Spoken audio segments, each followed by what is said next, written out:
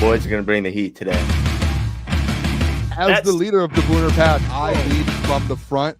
All right, boys. Lock in.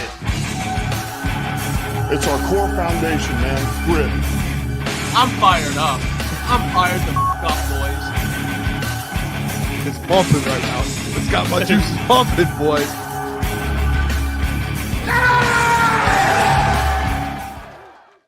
Welcome. Oh, I love it. Wow. Air horn to start the show, huh? Come on. It's Thursday, April 10th. And you're tuning into Crunch Time Sports with Jeff, Booner, and Luke. We got a lot to get to today. Mel Kiper's mock. Also, over-unders for NFL teams.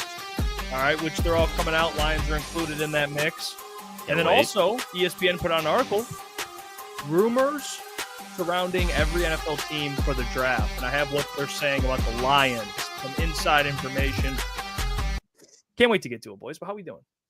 Doing good. It's a beautiful day out. Pistons are playing right now. I think they might be winning. I could be wrong, but they're playing an LCA slam night. Slam the magazine night. It's a beautiful day out today, even though it snowed today, boys. Huh? How about that? It did. That's football weather. That's all it is. It's football weather. You know, it's all snow. In the morning, it's snow. At night, it's rain. Love it. That's what it's supposed to be. Come on now. Hey, It's good like day, boys. Good day. It's the perfect weather to play with your new Dan Campbell action figure. Wow. Look at the man. These things are so bizarre to me. I didn't know that these were a thing until like 10 minutes ago when you showed me Hefe. Look at this. We got it comes with a coffee, a beer, and a football. That's funny. Oh yeah, like presses chest. Come on. Have little Yeah. voices on them. Yeah, that's the action figure stuff's got me dead, man. I sent it to you, Boone. It's in you. It should be in Slack. And I went ahead and made that. It's crunch time property right there. Cooked that up before the show. Honestly, it's crazy what AI can do right now. It's so nuts. Wild. It's insane. You can make action figures. Me. Yeah, no, you can make action figures. You got LeBron coming out with an action figure. Why not Dan Campbell, huh? Why not? Why not? And you have the Knicks and Pistons playing right now. And then Isaiah Stewart, I believe, just got posterized like 10 minutes ago. I was watching the game. Turned it off. It happens. He'll come back with a block in like a quarter. It happens. Yeah.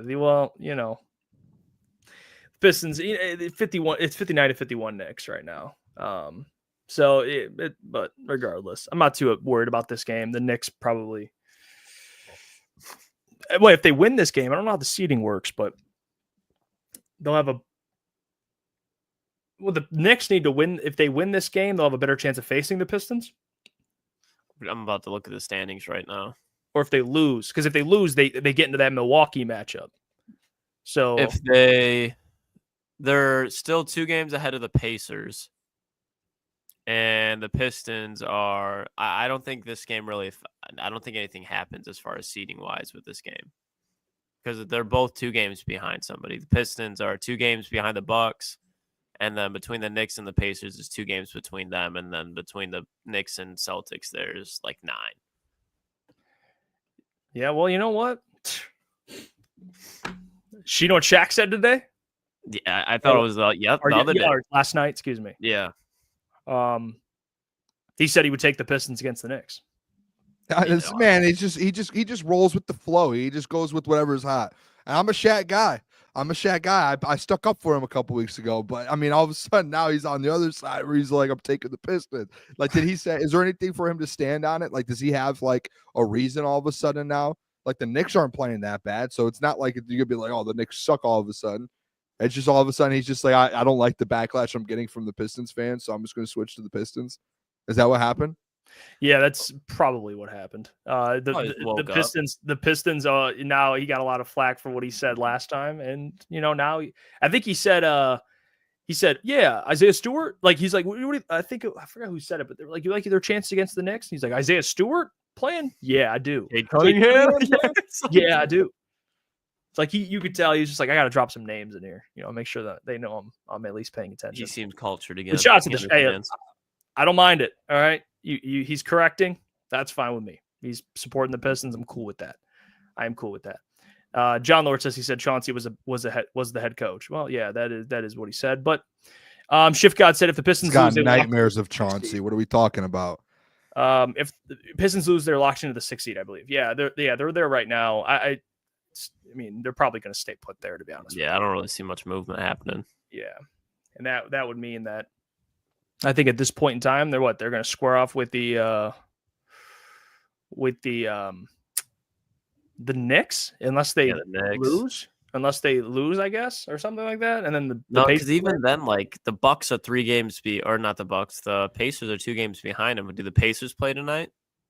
Let's see. Pacers are playing the Cavs right now. Pacers. Let's see what the score is. Pacers are down 4. So then maybe they'd possibly be a game behind. Okay.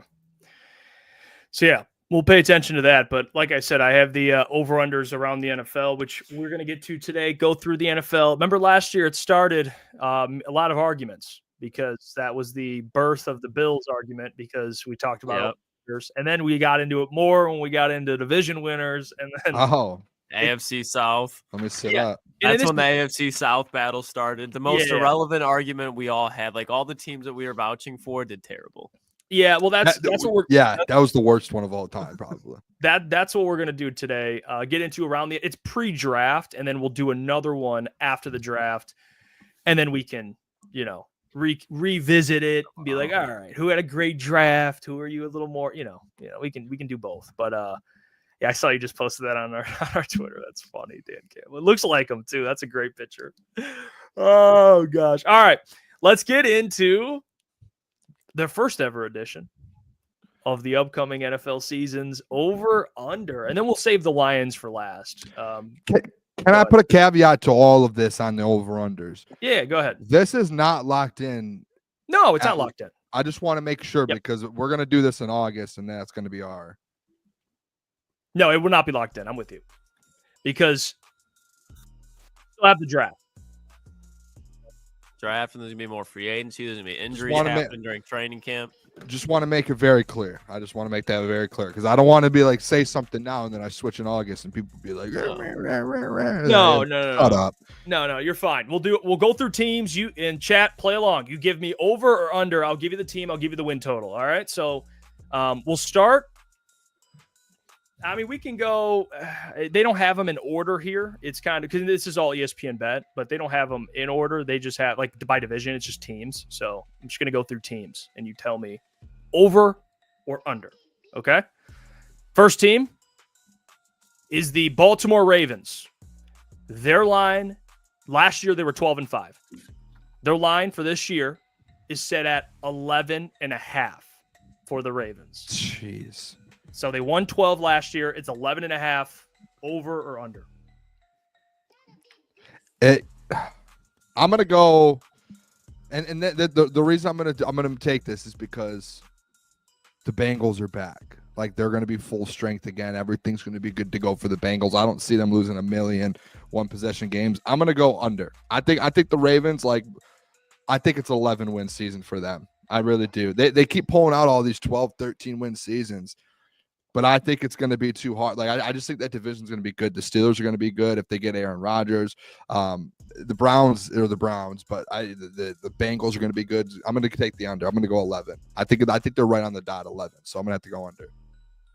I'm going to go over. I think they're going to be another 12-win team. I just think they finally find a wide receiver on the outside. They got Zay Flowers added D-Hop this offseason, who's going to be a solid wide receiver 3 for him. But if they can go out in the draft and add another weapon, we saw Isaiah Likely take a step last year. Mark Andrews still has it. So I think this team defensively, they really haven't lost anybody either. I think this is pretty much the same team. But if they add another offensive piece to the draft, I'll give them 12 wins. Yeah, this one was tough for me because I like the Bengals. I picked the Bengals to win the division last year, and I think I did. Yeah, I did, if I remember correctly. But I was high on the Bengals. To your point, Boone, they'll be healthy. The only thing they still don't really have right now is, especially with this Trace stuff, is a defense. They just need to hit on a bunch of draft picks, and it could happen. So for my way too early, could change. I'm going to go over on the Ravens. I got to see what the Bengals do over the next couple of months. and then I can revisit it. But and then Aaron Rodgers, I want to see him officially sign the dotted line because I think the Browns are going to go I think they'll be the worst team in the league. So you're going to feast on them twice. And then I think the Bengals, they always have good games, but the Steelers, the Ravens, those are good games too. But I'm going to still say over on the Ravens. So I'm going over with them as well. I think DeAndre Hopkins is going to be really good for him. I like that signing. But I forgot D-Hop's there. For the next team, we have the Buffalo Bills. Oh. Last year, 13-4. This year, the line is set at 11.5. And they've won 11-plus games in 5 straight seasons. You guys already know where I'm at with this. Give me the over. I mean, they won 13 games last year. They're only going to get better this year. It's not like their division's going to be that much harder. I still think the Dolphins are the Dolphins. The Jets are the Jets. The Patriots maybe get a little bit better. But I just think as a whole, Bills are going to find ways to win games. I think it was proven last year when everyone doubted them because they lost players and they kind of cleaned house. And everyone was like, oh, they're done. They're done. And they, even with the roster they have, they still won 13 games. So, yeah, give me the over. 11.5 is low. They should be at 12.5 at least. Yeah, I'm going over as well. I think the Patriots will get a lot better, but I think the Dolphins, they're going to take a step back. The Jets, they're going to be fighting for the worst team in the league next year. I think there's just a lot of ugly in the AFC East outside the Buffalo Bills, and I just think, again, like Booner said, they really haven't lost much. They were able to re-sign some key players on the defense side of the ball. They're going to go in the draft. Matt Milano is going to be healthy, hopefully, this year. That was a huge loss for them. They were suffering injuries on the defense side of the ball, not as bad as the Lions, but throughout the whole season, it was like their defense couldn't catch a break, especially later on. So healthier Bills. They've figured out how to be able to finally run the ball consistently. I think the Bills take another step to being a good team next year. They really, like, if they can't make the Super Bowl next year and the Chiefs take a dip, I don't know when they will. I really don't. I'm not making this mistake again. All right. Yeah, welcome to my side, brother. The division is not. Last year I got a little on my high horse with the division. The divisions. I mean, you have Justin Fields. They'll probably win 6 games. Are you sure you guys don't want to take the Jets? Oh, not with Justin Fields. No, no. Are you sure? No. Love Aaron Glenn. Last year, you said the Dolphins were going to be better. You want to take the Dolphins at Tua? I think they'll be second. I think they'll be second, but no. I think Bills, the Patriots are going to be a solid rising team. Yeah, they take a step back. Patriots could be like 500. But yeah, the Bills are the clear best team in that division. So yeah, I'm going over on there. I think they win 12 games. So it's crazy what a year can do, man. All right, next team I have is the Kansas City Chiefs. They went 15-2 last year. Oh, this number's going to be insanely high. No, the number this year, same thing, 11.5. Oh, mm-hmm. You have to take the over. They won 15 games. I mean, whether you think they digress or not, they still have Patrick Mahomes and Andy Reid and Steve Spagnuolo. They still have players. You have what's his name coming back as a weapon. Rashid Rice. Yeah, Rashid Rice. Yeah. Like they're gonna win 12 games minimum. Like I listen. I don't know where you boys stand on this, and I really hope when neither of you take the under. I've gone through that a couple years ago. Hey, give me the under on the Chiefs. They're gonna regress this year. They're gonna look bad. And then guess what? They went and won a Super Bowl and won 14. But hold on. But the Chargers are gonna win 13, right? I said I think the Chargers have a chance to be able to. They'll be in the division come week 17, week 16, 17. They will be fighting to win that division. But we're talking about 11.5, Jeff. Like we just saw the Lions. No. You're just saying you're acting like the Lions and the Vikings didn't just have 15 and 14 wins, but did they not? I was saying you like the Chargers in that division. So I was just saying. I do. We're not picking the winners. This is an over/under segment. Come on now. Hey, is your head straight over there? I'm just checking. Look at that haircut. That hair. You need to grow your hair back out and get back to normal over there, brother. I'm just checking in. Give me the over 11.5. That's too low for the Chiefs, man. If you're taking the under, this one of those things in like 9 months, you're gonna be like, should have done that. I've told I would never bet against Patrick Mahomes in my life. Well, I'm betting against them right now, Boone. I'm taking the under, and I think key part is that this division's going to get a lot tougher. The teams that they play at home, they honestly have a very difficult schedule, and I think at some point, again, the Chiefs could be very good. Doesn't mean that they're going to be winning 9 games. I think they're going to probably win 11 games. It's a tough call, but at some point, This team's going to have that New England Patriots mode where the Patriots were still very good, but they realized, you know what, we're not the best in the NFL anymore.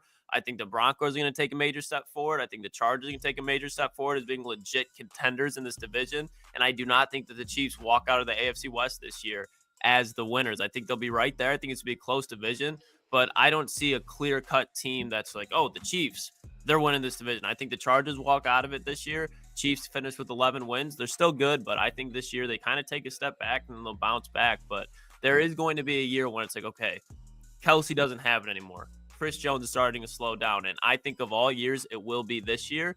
They'll still be good, but at some point, someone else is going to win the AFC West, especially with these coaches in there. Oh, muted Boone. He's about to say, dude, yeah. Don't make the dumb decision that Klotz just made. We've all been there in our lives at one point with the Chiefs over the last 5 years. Don't do it. It's 12 games. You're talking about Andy Reid in 12 games. Whether they have a tough schedule or not. We said the same thing last year. Oh, tough schedule. Division's getting better. I said they were going to win 15-plus games. I thought they were going to You go said off 15 last year. Yeah, I thought they were going to be Clip really it good. and send it to me. Boone, I said Patrick Mahomes is a sure lock for MVP candidate. When you look at the division, Harbaugh is going to be fine. Sean Payne could be fine, but both those teams are nowhere near it. The Raiders are the Raiders. I easily took the Chiefs over last year. I thought they were going to be the clear-cut number one offense in the league. The defense wasn't going to go anywhere. I don't need to clip it. I know what I said. And about halfway through the season, I looked at that offense. I said, ooh, I do not like this offense. I'm off on the Chiefs right now. Then they got healthy a little bit again, got back on them, but I don't think, like, we saw what the Chiefs were last year. They were in a ton of one-score games. They just lost Joe Tooney. They had struggles protecting Patrick Mahomes in the Super Bowl. The offensive line got worse. I understand where Rashee Rice is there. He's going to be facing the suspension that got put off last season.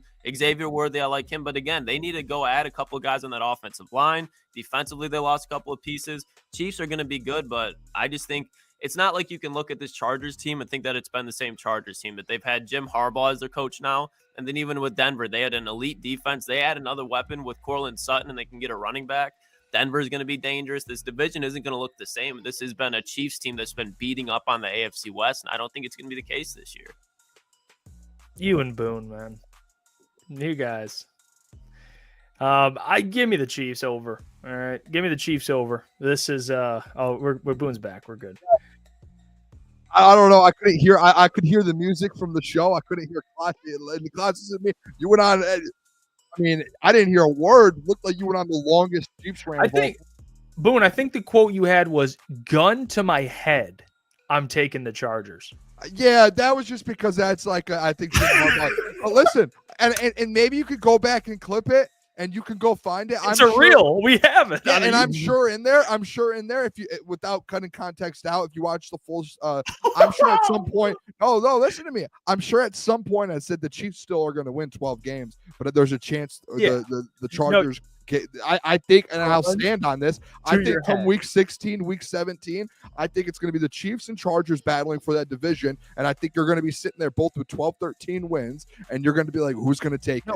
But the over 11.5, like, what are we doing taking the under on the Kansas City Chiefs with like, they're going to at least win 12 games. Can the Chargers get to 13 and win that division? That's the question. I think they can do it. Will they do it? That's left. Well, if you were in a hostage situation, you would say, "Give me the Chargers." That was a bit of a in the moment thing. Yeah, no, I get it. I have been there. So in the moment, if that was a real life thing, I would probably be dead in a year. Hey. Give me the over. The Chiefs I think they'll win that division. Honestly, we'll get into this whole thing, but I like the Broncos this year too. I think it's a great division. We'll get into that whole thing. Chiefs are going to Chiefs, man. Klotz, this is like the Bears thing. This is a great example. This is like the Justin Fields Bears thing a couple years ago when in the offseason I'm sitting here battling with you about, like, let's stop talking about Justin Fields and the Bears until they do it. And everyone swore on it. Klotz, you swore on it. No, they're going to take a big jump with Justin Fields. I promise you. There's something about some of these things in the NFL. I have visions and I can see these things. This is one of those ones you do not flip sides on. You stay with the Chiefs and you take the over. Do you think there will ever be a season that Patrick Mahomes and Andy Reid go under 12 wins? Yes, but it's not going to be anytime soon. We were talking about when they're playing at their best. You're talking to the guy who said their dynasty is over. Their dynasty is done. They're not going to go and win 4 Super Bowls in the next 5 years again, but they're still going to continue to win regular season games. This is one of the hardest teams to play in the regular season. You think they're going to win, 12 games? Yeah, minimum. And I think they're going to win 11. So you can took fight the me under. over this all That's on you you, want. I think there's going to be a time. It's over under. We're not talking semantics here. It's either over or under. They're not semantic. We're talking about you think they're going to win 12. I think they're going to win 11. So let's not act like this 12 is plus. I still think they can and get to 14 at the end of the day, I don't think the Chiefs are going to win the AFC West. I think the Chargers will. I think it'll take 12 wins to do that because this is a tough division. I don't think it's going to be like an NFC North where you're winning 15 games. AFC is much more difficult compared to the NFC. Going to be a tough division. It's just a tough conference in general. You don't see many 15-win teams coming out of the AFC unless they were the Chiefs last year and you're winning that many one-score games. But you see time and time again, especially with any team, there's weaknesses that show, and I don't think they've addressed those weaknesses at all. Their offensive line got worse. They rely on that running game a lot last year. Isaiah Pacheco, Kareem Hunt, add a rookie running back. The Chiefs are going to be good, but I think there's going to be some time where they got to be like, okay, got to hit the reset button. Can't go all out this year. Hold on. They don't need to. They have the whole full roster already, and they're getting Rasheed Rice back. Lucas said, what are you talking about the reset button? Who did they get rid of? He said he has the Chargers winning the division by 1 game, and you said that's a bad take. I'm talking about the bad take. No.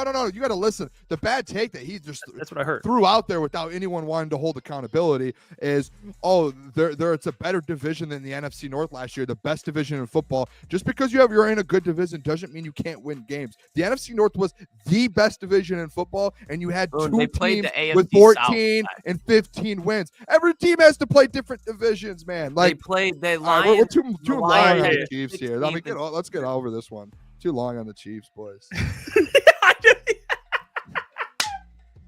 I love Boone, bro. He just goes on a brand. All right, let's wrap it up, boys. We just semantics. We know you guys are. Yeah, you guys watch Coach close to the Watson season. You looks both like are gonna have the same rankings, bro. I swear. Next team, Eagles. And by the way, I realize now the ranking it's in by the wins. So Eagles over under 11.5. It's by the number. So 11.5 Eagles. I think similar team to this last year. I don't know if they're going to win the Super Bowl again. I don't want to give out a Super Bowl winner yet, but I put them in the category of all of these teams. I would think over as well. 12 wins for them. I mean, even on a bad year the year before, what did they have? 11 boys? And they went on that big run, struggled. I think they still won 12 actually that year. So it could be 12, unless there's an injury, but 12. Yeah, I'm going over as well. I think this team, young core, is going to be staying the same. I know they lost some pieces on defense, but I don't think it's anything actually substantial. Offensively, they're staying together. Howie Roseman's going to cook in this draft. I don't think they're going to be a better team just because I think, especially towards the last part of last season, they were clicking on all cylinders, but the Eagles are still going to be a top 2 team in the NFC. So give me above 11.5 of the line. Yeah, I'm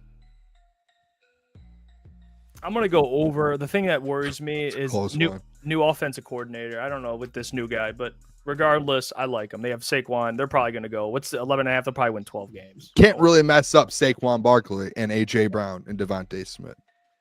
Yeah, it's can't. And Johnson, he found a way. Wait, what?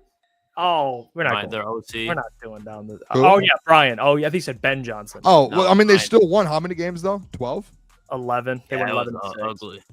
Yeah, they were 10-1 and then collapsed. All right, next team, Bengals. Bengals line is 10.5. Over or under? Am I up again here? Yes, sir. All right, first the worst. That was terrible. I just gave myself a bad compliment. Give me the over. I said first the worst. You know how in school you first the worst, second the best? So yeah, that's on me. Give me the over. I took the under with the Ravens. I think I'm gonna, and honestly, we're not locking all of these in. This is just a good conversation right now, to see kind of where we stand with the teams currently. I'm still stuck on this Ravens thing. I still think the Ravens are at about 10, 11 wins this next year as of now, from what they've done. But then I think this Bengals team, I think they figure this thing out. I really do. I think Trey Hendrickson ends up getting signed. I think they get some players in the draft, hopefully. And I like Zach Taylor. I like him. I'm a big fan. So give me the over. It's a low number for them. I'm going under. I hope I'm wrong on this too, because the Cincinnati Bengals are probably like my second favorite team. I'd say Boone has the Bills, I have the Bengals, but this defense is a problem. And they don't have the money to go out there. They can get draft picks, but this defense needs so much work, and they're in a tough division, a tough conference in the AFC. And offensively, I still think the offensive line needs a ton of work. I don't see much difference going into this year that the Bengals didn't have last year. And honestly, that locker room's a mess right now as far as what's going on between the players and the organization. And the Bengals, besides when Joe Burrow was peaking and they had a legitimate defense and team around them, they've never been a team to figure it out. It's for the most part for the Bengals history, they've been pretty much a poverty franchise, a big nothing burger in the NFL. So I don't think that this year they're going to be going on a magic run like they have before. I hope they can, but I just don't think they have the dudes to do it on the defense side of the football. Yeah. I mean, offensively, they were going nuts last year, and they still struggled. It's tough because for the Bengals, I think this number I think is perfect. I think they're like a 10-11 win team. So this one's like tough for me. I'll go 10. I'll go under with you by 1 because of the defense. I got to see them. I got to see what they do in the draft, and then we can revisit this. If they draft like a bunch of dudes that are just playmakers, like on defense, I can be like, well, they might have some young guys, but they're probably going to trade Trey at some point unless they let him play. If Trey's there, maybe I like their chances. But right now, at this point, I'm going to go under for the Bengals. I have the Ravens winning that division, and it ain't going to change after the draft. All right. Yeah, I'm going to stick with that. I might change the win total for the Bengals, but it's still going to have the Ravens. All right, next team. The Chargers. Los Angeles Chargers. 10.5. Over under. Well, we know Klotz is going over 10.5, so we can lock that in there. Give me the over 2 again. Listen, I think this is one of those divisions where you have two teams over 11 plus wins, 12 plus wins. And I'm going to stay with this all off season long unless there's something that drastically changes from one of these rosters. Those are going to be the two teams at the top of that division battling it out the final 2 weeks.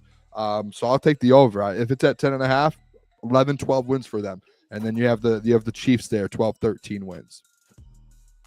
Yeah, I mean, I'm pretty sure how many games did the Chargers win last year? It was at least around 10 if it wasn't 10. Okay, either way, 9 maybe games. 10 and 7. I can't going to be taking another step. When Jim Harbaugh was in San Francisco in year 2, they went to a Super Bowl. When I look at this team in LA, they don't have Frank Gore, Vernon Davis, Patrick Willis. I don't think they're going to a Super Bowl, but this team is definitely going to take a monster step forward, and they're definitely going to be in that conversation of when they're in the playoffs. I think they're going to walk out of the AFC West winning it. But this is going to be one of the last teams you want to play because they're just going to be powerful, strong football team, good on the offensive line, good on the defensive line, fundamental, and just grind down other opponent teams. So I think this is an easy number. 10.5 outside of an injury is a lock. I love Jim Harbaugh. So I would probably lean over at this point. Maybe they win 11. I don't think they're going to win more than 11. I would be shocked. I think they're a good team. I don't think they're a great team. Like I wouldn't. They won 11 this year. They won 11. You think they're going to digress? No. Digress? I don't think they regress. I don't think they regress. Oh, sorry. Yeah.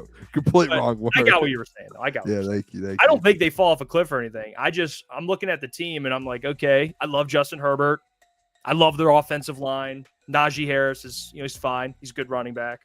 But I don't see them as, right now, a team that I'm looking at like they can win the Super Bowl. Like, I don't see that. Yeah. I see a team that could probably win a playoff game, and go home or something. Like, I think there's still more work to do.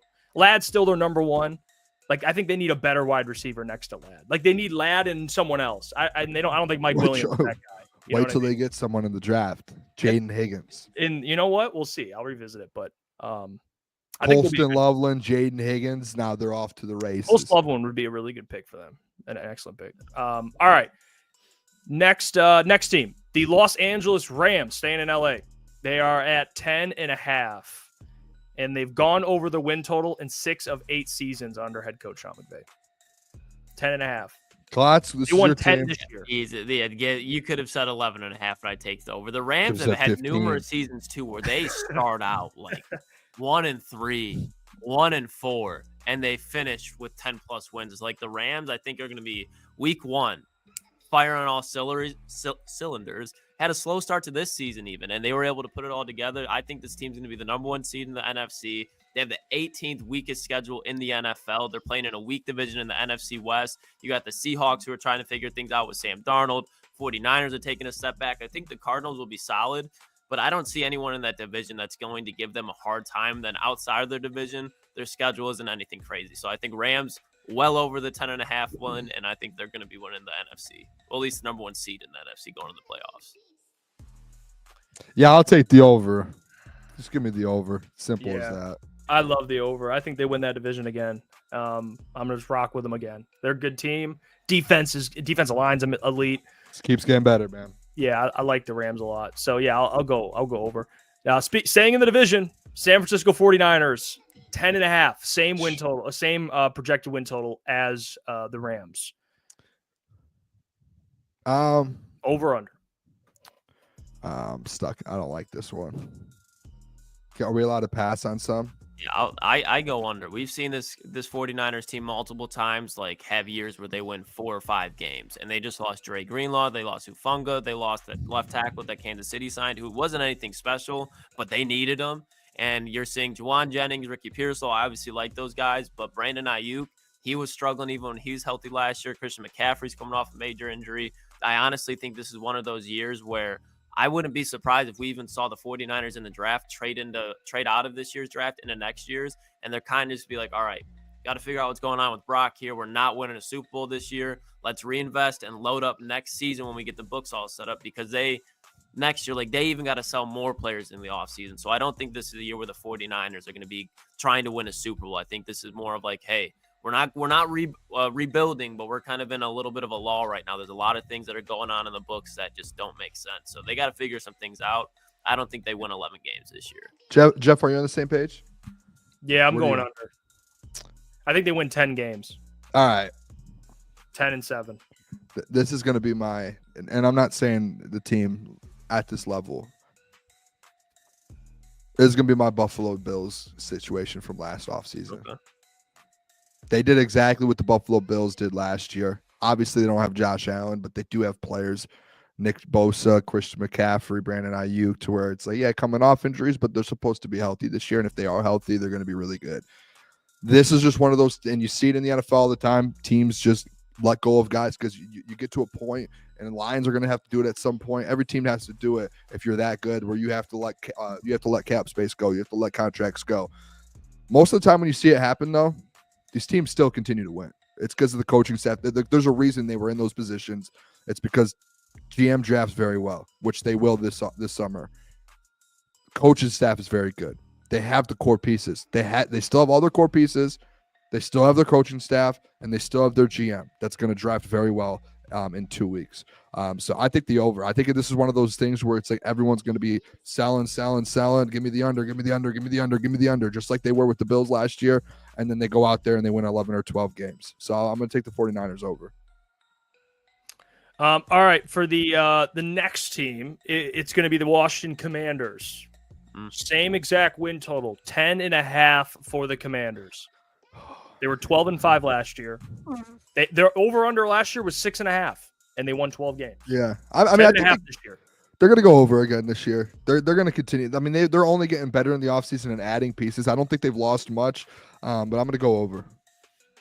Yeah, I'm going to go slightly over. It's tough because I think every time, like we saw with C.J. Stroud, we see a rookie quarterback go crazy year one like Jaden Daniels did. You instantly think that he's going to pick up right where he left off. And I think the Commanders got off to a hot start last year because no one knew what the hell Jaden Daniels truly was and how good he was. But I think now NFL and NFL defensive head coaches, they are fully aware. And I like what Washington did, but people are going to be throwing everything in the kitchen sink at Washington. They were just in the NFC Championship game. We talked about the Lions after they went to the NFC Championship game. They're a team that's going to be hunted. So I think they're going to have a hard time as far as like teams are going to give them everything they have. But I still think this is a really good team. I don't know if they're going to win the NFC East, but I think they go over 10.5. Yeah, I'm going to go under, but it's only by a win. I don't see them winning 12 or more. I don't think they win more games. I think last year was an excellent year. I think they'll still make the playoffs. They'll come in second in the NFC East. What's their line? It's 10.5. So I think they'll They win only 10. need 11. Yeah. I mean, they could win one more game. It's like a 10. I think they're 10 or 11. They're 1 or 2 games worse. I don't think they win 12 again. So I'm deciding. They got better this offseason. Maybe I'll change that. But right now I'm 10-7. That's fair. But disagree. All right. Next team, Denver Broncos, 9.5. Over under. We already did the Chargers, Chiefs, now the Broncos. I'll say, over again. I think this team's going to be. You said it was 9.5. 9.5 for the What, Broncos. what did they win last year? Let me check. They went 10-7 last year. 10-7, yeah. And they're going to get better. That defense got better in the offseason. They're going to add a running back and a wide receiver most likely through the draft. Again, Bo Nix, he might not look as good as he did last year, again, because I think people didn't realize how good Bo Nix is. But with Sean Payton, that offense is going to be humming. That defense, honestly, like the defense played elite, but they didn't have a lot of elite players out there. Like Nick Bonito, that was the first time you ever heard of Nick Bonito. They had Patrick Surtain going out there balling out.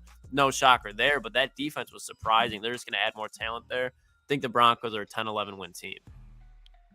Yeah, give me the over on them. This division has 3 teams over 10 wins. They did last year. They will again this year. I think so too. Next one, Green Bay Packers, 9.5. Over as well. Actually, yeah. This is the NFC North. I know I've taken a lot of overs since the Ravens. I mean, we all really have, to be honest, besides like 1 or 2 teams. But again, I think the NFC North is going to be good again. It's going to be the same thing as that Broncos, Chiefs, and Chargers division. You're going to have 3 teams 10+ wins. Yeah, I'm going to go over. I like the under. Fits your narrative. It fits my narrative. I think they win 9 games. Next one, Houston Texans, 9.5. Same win total, 9.5. What were they last year? 10-7. Those Texans, CJ Stroud, 3rd year. I'm going under. As of right now. Stephon Diggs gone. Take Dell out for the year again. Nico is their only guy. Joe Mixon. I don't know if they have the weapons as of now. I'm going under right now. They're now in the draft and the offseason could change. We have till August, but as of now, I think 8-9 win. I think this is one of those teams that takes a step back. They have some offensive line fell apart. Just give me the under. I'm going to go over because they're in such a dog shit division, but I don't like it. Like, I want to see after the draft because their offensive line really concerns me. Their defense is going to be elite. Joe Mixon had a nice year. They can add a weapon through there, but I want to see what their offensive line does. That's my only worry. I think CJ Stroud has a little bit of a better year than he did last year. Yeah, I'm going to go. I think they win 10 games again, but not confident in that one. I got to see what they do. This draft is big for them. They got to rebuild their offensive line, basically. Next team, Tampa Bay Buccaneers, 9.5. Over or under? Over. Give me the over. I don't know why year after year after year this team keeps getting disrespected. At some point, someone's got to step up. I know they did only win 10 games last year, but they had Chris Godwin out. I mean, give me the over. They're going to be healthy again this year. This will be the easiest win total you have all season. Boone, to your point, they've went over their win total 5 of the last 6 seasons. And guess what? Everyone, after Tom Brady left, they took the under. The next year, they took the under. Everyone takes the under. You guys took the under last year on them. Take the over. Yeah, I'm going over. This one's easy. Welcome to the dark side again.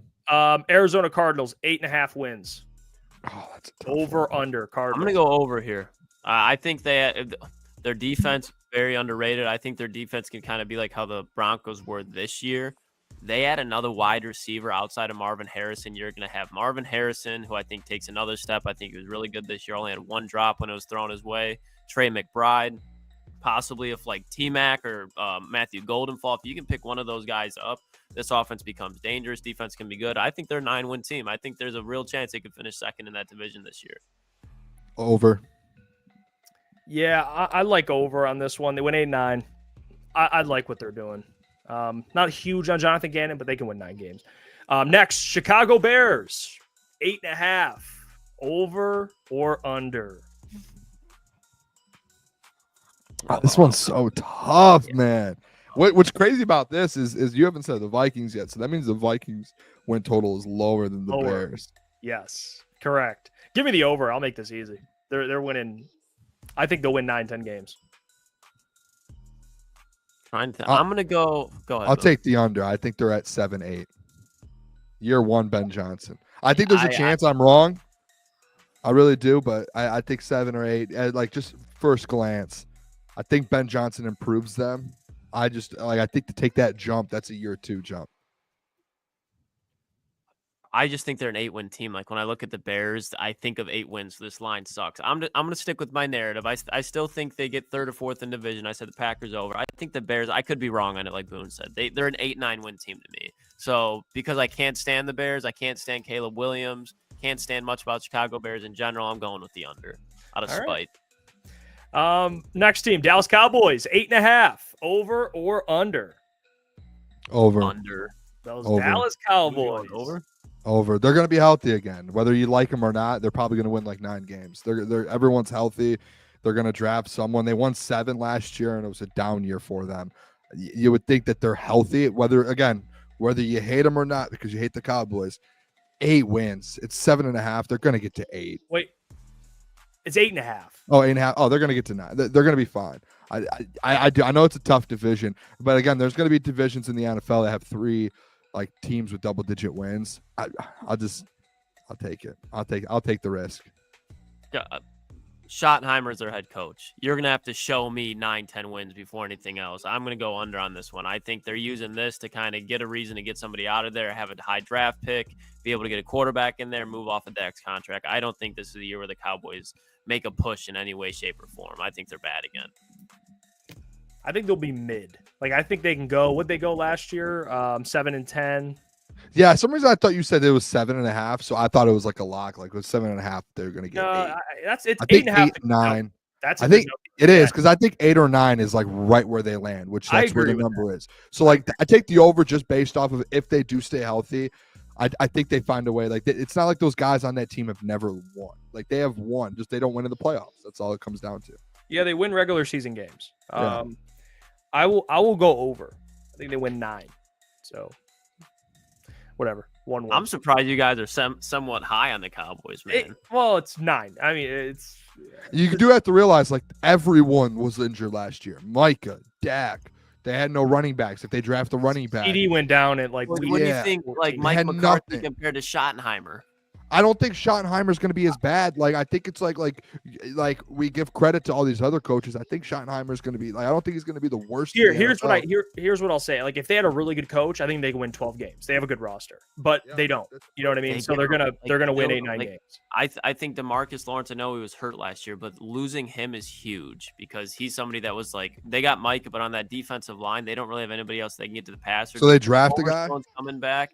They can draft, but I just look at this team and it just. They still have like offensively. I do not like what they're doing offensively. They got CD, but there's just so many question marks in Dallas with the players, with the rosters. Like Micah could possibly hold out. There's so much fucking noise going on in Dallas, and none of it seems. Well, we can update these. So right now, I'm going to say over by 1, but that could change. Last year, I had them being worse than what they were. They were 7-10. I had them a little worse than that, but whatever. This year, I might raise it. Miami Dolphins, 8.5. Over under. Under. Yeah. Like I'm gonna go over because I think they win 9. I think they come in second, and I think the Patriots are third, and then I'll have the Jets last. All right, last one, or not last one. Vikings, 8.5. Last NFC North team, I should say. Over with Under. Nick Mullins. They won games with Nick Mullins. JJ McCarthy's better than Nick Mullins. Give me the over. Yeah, I'm gonna go over. I think defensively they were really good last year at just pretty much all phases. They added to that in the defensive line room, and then people are talking about the moves that Chicago made on the offensive line, but they're not talking about the moves that the Vikings made on that offensive line. I understand that JJ's in his first year, but I think he's a great quarterback to play point guard for you with a lot of weapons. So I'm gonna give them 9. Like I said, their Bears and them are going to be fighting for the 3-4 spot, in my opinion. Give the Vikings 9, give the Bears 8. I'll go under. Next team, Pittsburgh Steelers, 8.5. Over every day, double digits every year. 10-9. That 500 thing's not leaving anytime soon with Mike Tomlin. Yeah, I'm gonna go over. I'm gonna revisit it though. I want to see what they do in the draft. I'm gonna go under. I think they for the first time. I think they'll be this Aaron Rodgers thing. I don't think is going to work out the way they think. I think they go like 8-9, 7-10. This guy, man, just hates teams, dude. Seattle Seahawks 8.5 over under. Under. I'm gonna go under. I think that there's a lot of you're taking Sam Darnold from probably the friendliest quarterback coach, arguably with Kevin O'Connell, and you're now putting him with Mike McDonald, who they still need a wide receiver. They haven't consistently ever got a running game going with Zach Charbonnet and Kenneth Walker. Defensively, they're going to be solid, but I'm not into the Sam Darnold, like he's going to be able to keep it moving. I think he'll be all right. Like he could have somewhat of a Geno Smith arc, but their team got worse this offseason, so I'm going to go under. Under. Yeah, I'm going to go under too on that one. The New England Patriots 7.5 over or under. Over. I just leave it at that. What did they have this last year? Yeah, they had 4 last year. 7.5 over. Yeah, Mike Vrabel. That's all I got to say. 2 words, Mike Vrabel. I'm gonna go under. I think they or over. Excuse me. I think they're like 8-9 territory. It's a good number. 7-10, 8-9. Right now, I'll say over because I think they'll have a really good draft. Falcons 7.5 over. Jeff. What do we got? Saints. Saints, Panthers, Bucks, Falcons. Yeah, I'm gonna go over. Yeah, I'm gonna go over by a win. I think they get 8. They were 8-9 last year, so they can do it again.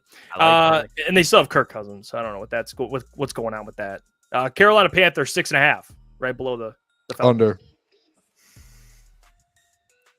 I'm gonna say over, but I'll revisit it. Yeah, I'll say over 7.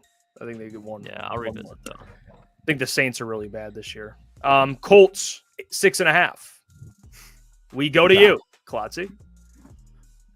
Daniel Jones will get this to 6 wins. I'm gonna go under. Nope, I'm going over. I'm going over. About to say, it's like if you don't stand on that, what do you live for, man? Yeah, I'll go over. I'll double down. I like Steichen.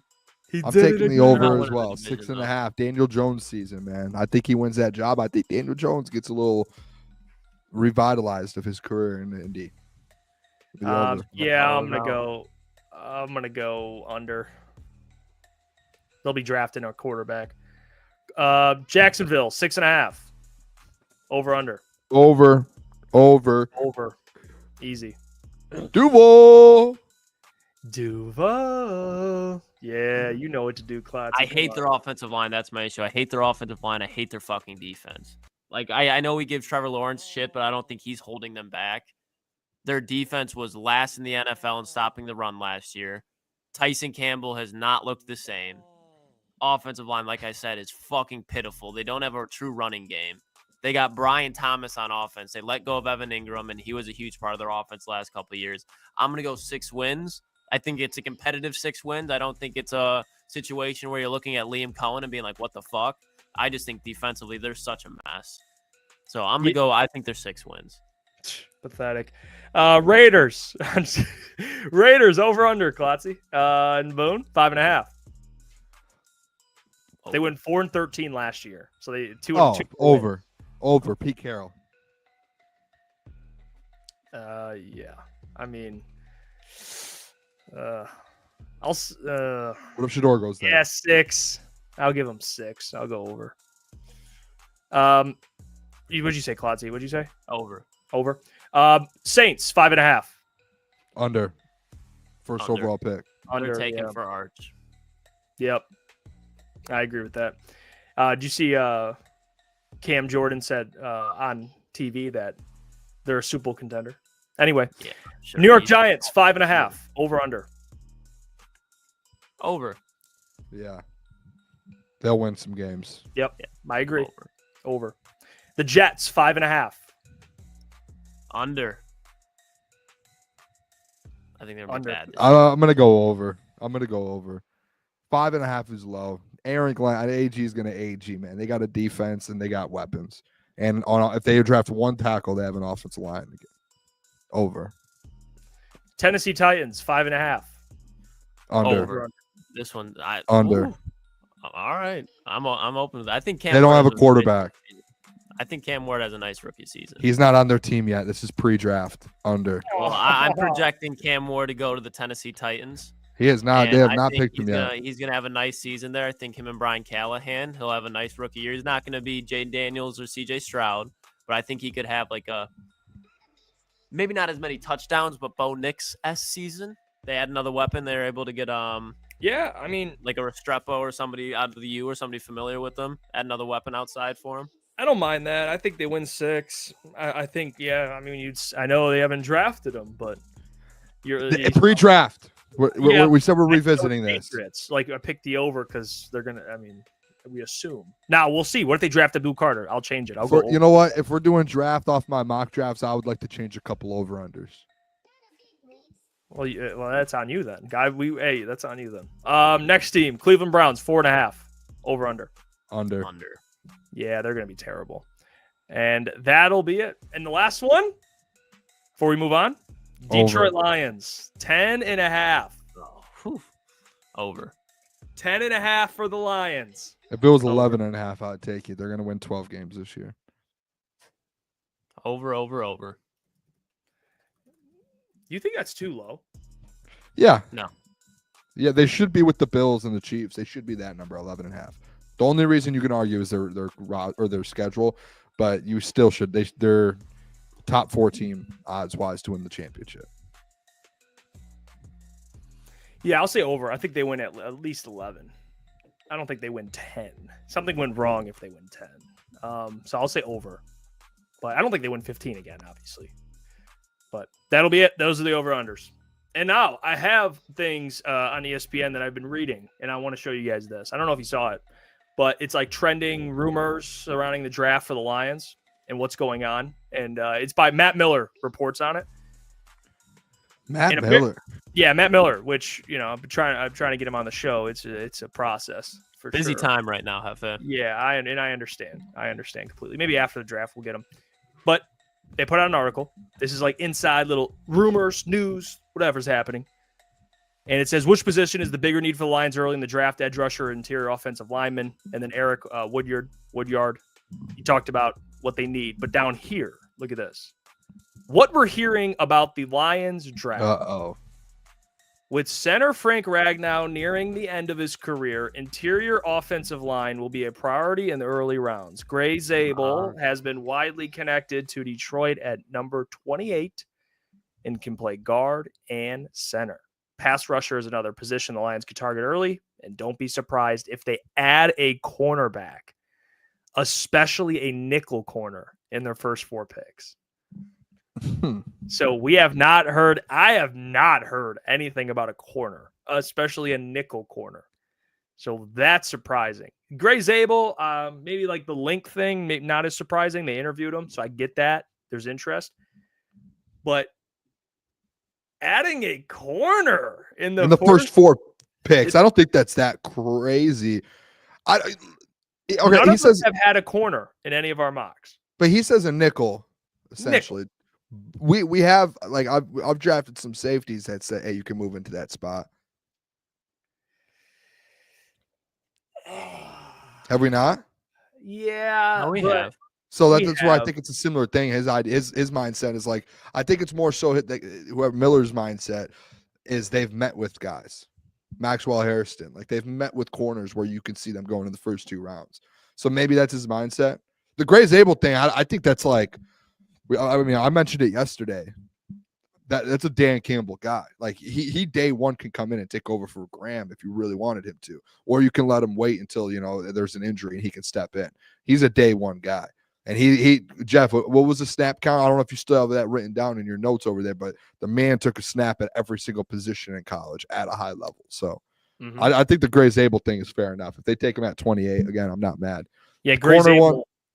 It was like 1,000 snaps at right and left, and then center, guard and center. Yeah. He's done it. He's done it all. Like he's played every position, and in the NFL, he could play guard if he wants to play tackle if you need him. Like I think he's like honestly, offensive line wise, outside of the top tackles in the draft class, Gray Zabel might be like Lions fit. Like It's like you're in the last puzzle piece of your offensive line. It's like when you're doing an actual puzzle and you're like, I can't find this one piece, and you grab a random piece and it fits perfectly. And you're like, oh my gosh, that was the best thing of all time. That's what Gray Zable's like with this Lions offensive line. That if we're being honest. I think if you get Gray Zabel at 28, you're getting one of the better values in the draft. I'd be surprised if he gets outside the top 25. So if you get him at 28, I'll be jumping up and down saying this is exactly what the Lions need moving forward, because at the same time, that's what in my opinion, the one thing keeping Graham Glasgow from getting instantly replaced after last year is his versatility, and Gray Zabel brings that. As far as the nickel corner thing, I do just have a small issue with it, just because I feel like either between the player that you're selecting this year or Ennis Rakestraw is just going to be, again, not to the dramatic of it, but is in that Hendon Hooker spot where you have a potentially very good player sitting here, but you're never going to get the dividends of that pick. Like if you're taking a safety, I have less of an issue with that because it's going to be your safety 3. And if injury goes, they're the next man up. But Terrion Arnold, you drafted last year in the first round. He's 100% starting over whatever rookie you take. DJ Reed, you just signed him for what, $18 million?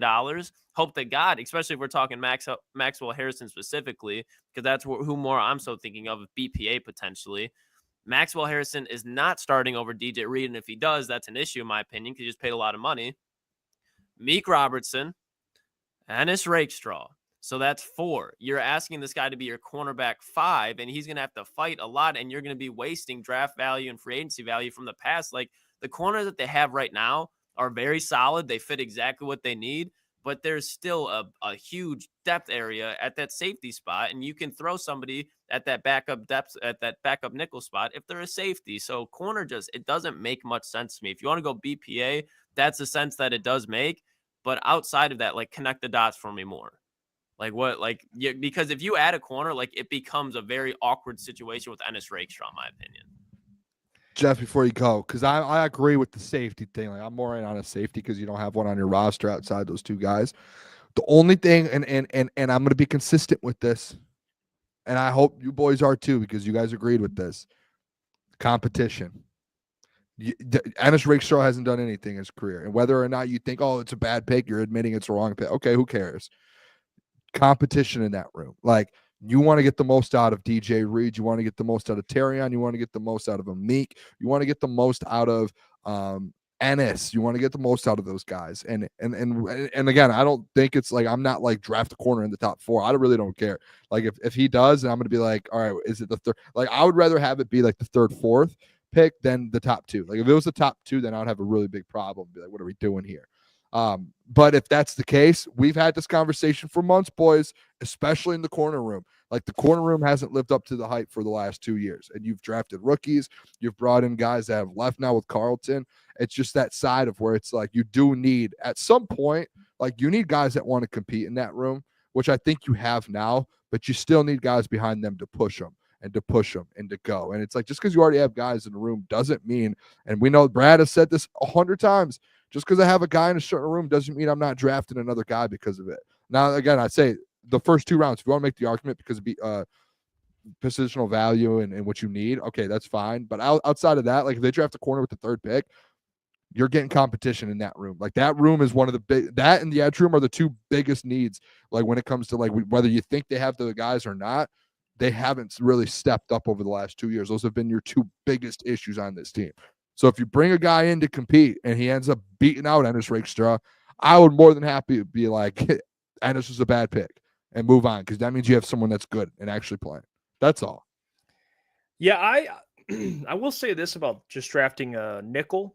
I actually don't hate the idea. It depends on how early, of course. That would be the big thing. But I don't hate the idea because Amik Robertson, his contract's going to expire soon. So if you want to get cheaper at nickel and you think this player, whoever you take, will be better and he's the best player available, I don't mind that. I just think, do I want to prioritize defensive line and offensive line? Yes. And that's why Gray Zabel, if you're not taking an edge or a defensive lineman, then Gray Zabel would probably be the splash pick at 28.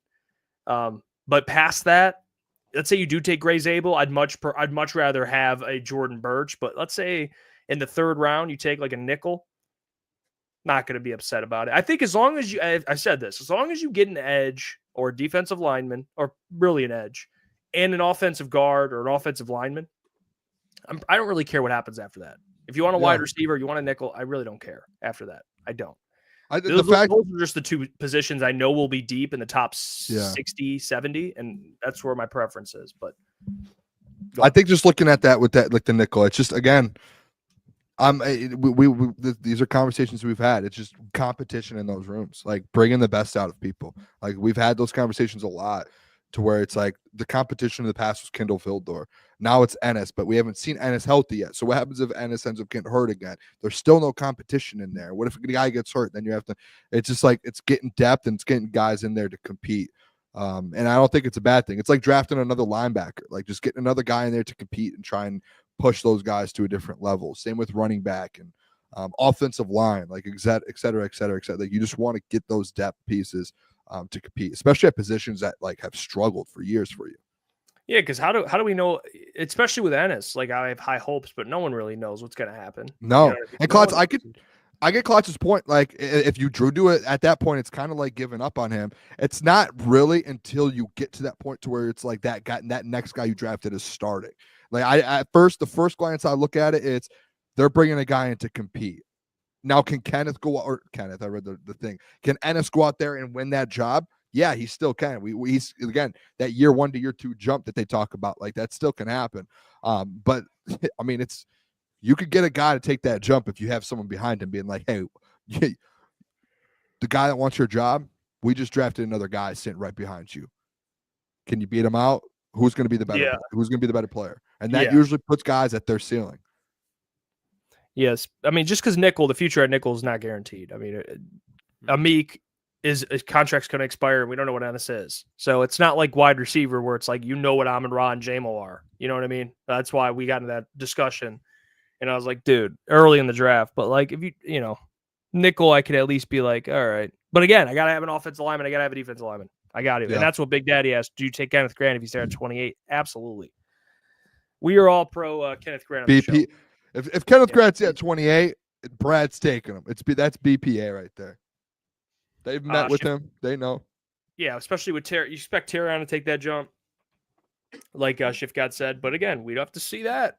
There's a lot of, besides DJ Reed, a lot of question marks. Yeah. That's just how it works. Amika, I don't really have questions about. It's really just contract. He's a really good player. And he's going to be cheap to re-sign, I feel like. You think so? If he does what he did last year, he won't be. I think for the market, like, I don't think there's going to be teams that are going to be throwing a bag at Amik. Maybe not a bag, but what do you make? What is he making right now? I think he's like 7-8. Yeah, I mean, if he does what he did last year, he will get a good offer. Maybe like, and it'll be up to him. And he really hasn't had a big contract in his career, so like if he does get anything significant, he's going to probably take it. I don't know. I'm just trying to think of what he made. What his contract. He got 2 year, $10 million, so he was making $5 a year essentially. His cap hit this year is 6.4. It's like 6.5 this year. Like you wouldn't like. I'd pay Amik $8-9 million. Like for like 2 years, like a 2 year, like $16 million contract. Why did I think it was more? And I know if you're paying Derek Barnes $8 million fucking dollars, you better pay Amik Robertson $8 million. I don't care if you drafted him or not. Like what Amik Robertson did for you week 18 against Justin Jefferson was one of the better individual defensive performances we've seen from this Detroit Lions defense, period, in the last probably 5 years. Like, we have not seen a wide receiver go in there and shut down Justin Jefferson. If you look at what Justin Jefferson has done to the Detroit Lions in their matchup, he's played him probably, what is Justin Jefferson in year 4 now? So he's played him 8 times, and he has like a season's worth of stats. Think about Jeff Okudah. Think about Cam Sutton. And then look at what Amik Robertson just did for you. Obviously, Aaron Glenn needs a lot of love for that scheme as well, but you do not let Amik Robertson walk out the fucking building. It would be, I would have serious problems with that. I think it's cheap, but I think if he has a year like he did last year, the man's going to get some contract. He's going to get some. There's going to be some money flying around for Amik. There's going to be teams around the league where you're going to have to match. Yeah, I wouldn't pay anything more than I don't think the Lions could afford anything probably more than what you were saying, Klotz, like 8-9. Yeah, if one team swoops in, it's like we'll give them 12. You're sitting in a spot to where you're like, we've got a lot of contracts here, boys, and it's like that's fair. And he's going to be a starter on potentially a Super Bowl team. So it's like it's a contract year for him. We already said, Klotz, you made the best point. Like, look what he did versus Justin Jefferson. Imagine if he goes out there this year and does that every game. You're sitting there and you're like, man, like he might have just outplayed it. He might have outplayed the Detroit Lions, like contract wise, because the Lions can't afford guys like that anymore to where you can just overpay it. Like, you're not at that point anymore. You're at the point to where you're gonna have to let guys walk. Yeah, which I hope we don't have to. I like Amik. No, Amik's he's good. He's super underrated. Super underrated. Klotz, a lot of people are asking about Derek Barnes. You threw a little hate out there. Seems like maybe an apples to oranges situation, but I hate the philosophies. We're so quick to re-sign our own players for money, and then we're not willing to bring back Zadarius Smith. Like that deal though with Derek Barnes. Like we're not willing to upgrade outside of our team, and we're chasing a Super Bowl, and we're letting Zadarius Smith walk. I understand that you release him at first to fix his contract, but you can't tell me as days goes on, at least where I will agree, that, more likely that Zadarius Smith signs. Like, no, I would think that Zadarius Smith would want to be back here so he doesn't wait for the Lions to draft a defensive end that he has to go compete with, instead of, let me see what the Ravens are doing. I played the Ravens before. I love Baltimore. Are they going to draft a defensive end? Kansas City needs a defensive end. Fuck. I mean, just like look around. Like the Bengals could use a defensive end. There's so many teams around the NFL right now that are looking for defensive ends, and I think there's some Lions fans that are just expecting Zadarius Smith to walk through the tunnel again. And I don't think that's the case. And when you're spending $8 million for Derek Barnes, where you could have upgraded this year, I do have issues with it. Like, he's coming off a major injury. I don't hate Derek Barnes as a player, but he's like a solid player. There's not like an elite linebacker on this team right now. I think Derek Barnes does have some limitations. He's solid, but it's an area where this team could have upgraded, and they decided not to. I completely disagree, but it's all right. Yeah, I agree with the edge thing, but I disagree with your Barnes take. I think it's absurd. That's fair. I think it makes zero sense, but that's fine. Yeah. I love how he just throws the shade at you, Klotz.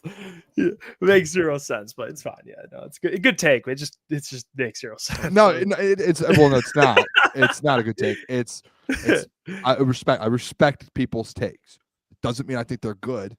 Jeff, you have a lot of bad takes too. I have a lot of bad takes. Oh yeah, what did that? No, we all do. I just think that's on the list of one of Klotzy's bad takes. I said it before. Klotzy put the video out there. I was like, every single point you had in that video was wrong, and I'll stand on it. So Klotzy knows that. We can agree to disagree. Agree to disagree. Looking at Jahad Campbell. I'm looking at somebody like that. Be like, oh yeah, you want Jahad? You want Jahad? You want Michael? You want Mike Green? You don't? No, I'm just saying, like, you're we just had a conversation about how we would love Jahad Campbell or Michael Williams. This is the problem with your mind when it comes to these things is when we have these conversations about all these different positions, you always just go to, we could just draft this guy in the first round. You can only draft one guy in the first round. You have one first round pick. So make that decision on which group, because every time we do a different position group, it's we can get this guy in the first round. We can do this in the first round. You can make this move. Okay, no, let's land on one, and then we can have the conversations with the other. You're not going to probably draft unless Jahad falls, and you're sitting there and you're like, edges are gone. Like, you're like talking about drafting Jahad Campbell, but at the same time, you're mad Zadarius walked, but it's like, why don't we draft an edge then? Because there's no edge there. There's the last point you just made. You can't do 2 or 3 or 4 picks in the first round. You can't have it every which way. It has to be one way. I don't think it has to. You also want an offensive lineman in the first round. I would. This is my point. Let's get 6 first-round picks. Do you think Derek Barnes was the best linebacker in free agency, Boone? Yes or no? Who? Derek Barnes. Was he the best linebacker in free agency? At his deal, you got to steal, and you have two. I'm asking, but you have two very good. You don't need to sign. Agency? You don't need to sign a linebacker in free agency. My point. Okay, just hear me out. You have yes. This is a yes or no. Was Derek Barnes? No, the he best wasn't. Linebacker But free agency. No. Do you think there was linebackers out there who did not get paid a bag that got? This is one of your points you made in that video that were wrong. That's a missed opportunity that you could have upgraded. No, that's wrong because you have guys in house. You can't overpay guys when you have contracts to extend, Klotz. We're not playing Madden with the salary cap off. Yep, because that's what I'm saying. We can move That's on. what you're saying. Upgrade at with the more of a price because what you pay. Like Derek Barnes' contract, Klotz. If you go look at it today, because I had someone. I tweet don't at me, hate the contract. I had. never. That's your bring up argument. Is the contract It has compared to the nothing- player level? Okay. Just we're gonna go down a rabbit hole. I really don't I feel think- like going I down think because from I've what I've explained it heard, 1,000 times. I think what you're saying, Klotz, is you wanted to upgrade the player. But you have to Correct. spend more That's money to all do I'm- that. Yeah, you're acting like you got to spend $16 million to upgrade him. Dre Greenlaw signed for like $10 million. I'd be willing to pay $1.5 million more for Dre Greenlaw than Derek Barnes. There's Robert Spillane. I brought up multiple times. He didn't get paid back. Again, This is Madden, that where doesn't it's like happen, that you gives need the Dre opportunity to go Greenlaw's into the side to be able to draft. say yes, I will come to Detroit. How do you know that they didn't go after Dre Greenlaw and he said no? Because they signed Derek Barnes right away. Set this down. I mean, we just Like don't they did put everything. everything together. We can please let's move on from this because we're just going to Takes go in two a to rabbit hole tango. that goes nowhere. We did not by the way, people in the chat, we did not overpay Derek Barnes. Go look at Never his said contract now. All right, let's move on now. Derek Barnes' fight time's over. It's time to get to some real intelligent conversations. All right, I thought we were having one right there. No, it ain't intelligent until you speak to the godfather of the draft, Mel Kiper. Then you enter a different room. You enter when you start speaking draft with Mel Kiper. It's another level of intellect, football intellect. And he came out with his latest mock, 2-round mock. I want to see who he has the Lions taken. So let's break it down. We'll grade it. We'll give our thoughts on it. And we'll say, is Mel crazy or is he not? All right, let's get to it. Mel Kiper's mock, the godfather. Let me show you. All right, Mel Kiper. He's got Cam Ward. This is consistent. Cam Ward's going 1.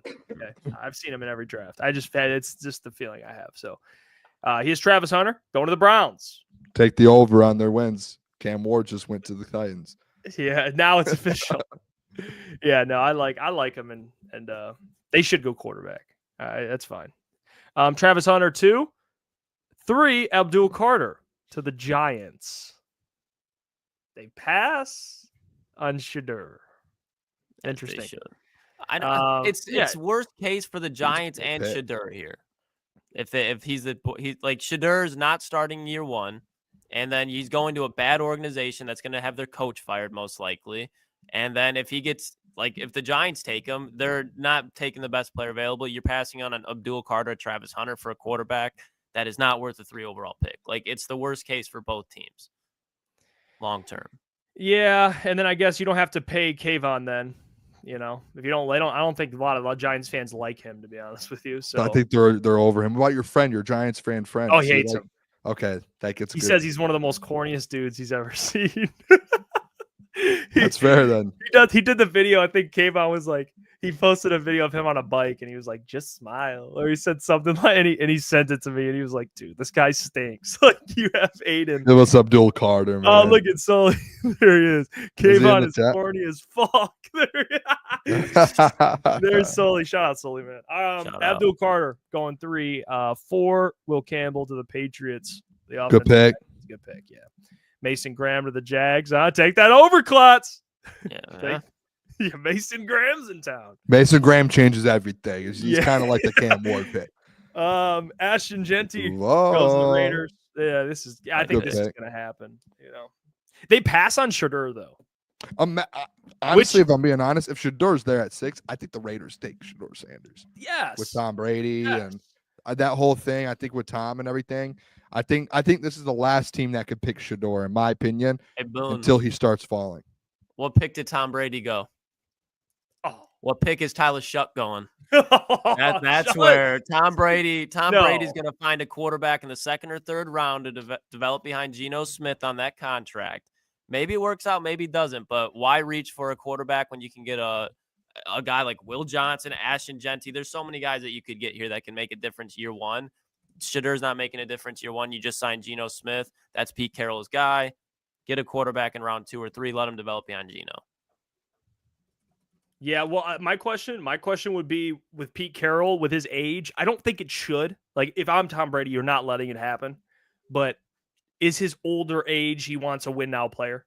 Yes. But But then you can it's still like, you take a should- quarterback in second round. Yeah, though. no, I agree. Tyler Someone Shuck in brought the that up. second I think round. I was watching some show and they brought it up. I was like, it's a fair point, but you shouldn't draft based on how old your head coach is. That's whatever. You should. Get Marshawn Lynch, Ashton Gentry to the Raiders. 7, Membu to the Jets. I've seen that more and more. Yeah. That Sounds right like there, a- that's that move. When you guys take the Jets under, that's the move that puts them over. The line. That's The they just are line. they're an offensive tackle short on offense. Once they get that offensive tackle, that OT, bang, they're good. That OT. Jalen Walker to the Panthers. All right. He gave that's a player we brought up the other day. He goes Polarizing top player. 10. Top Oh, and look at that. By the way, I have a new What? take. ten. Oh, there it is.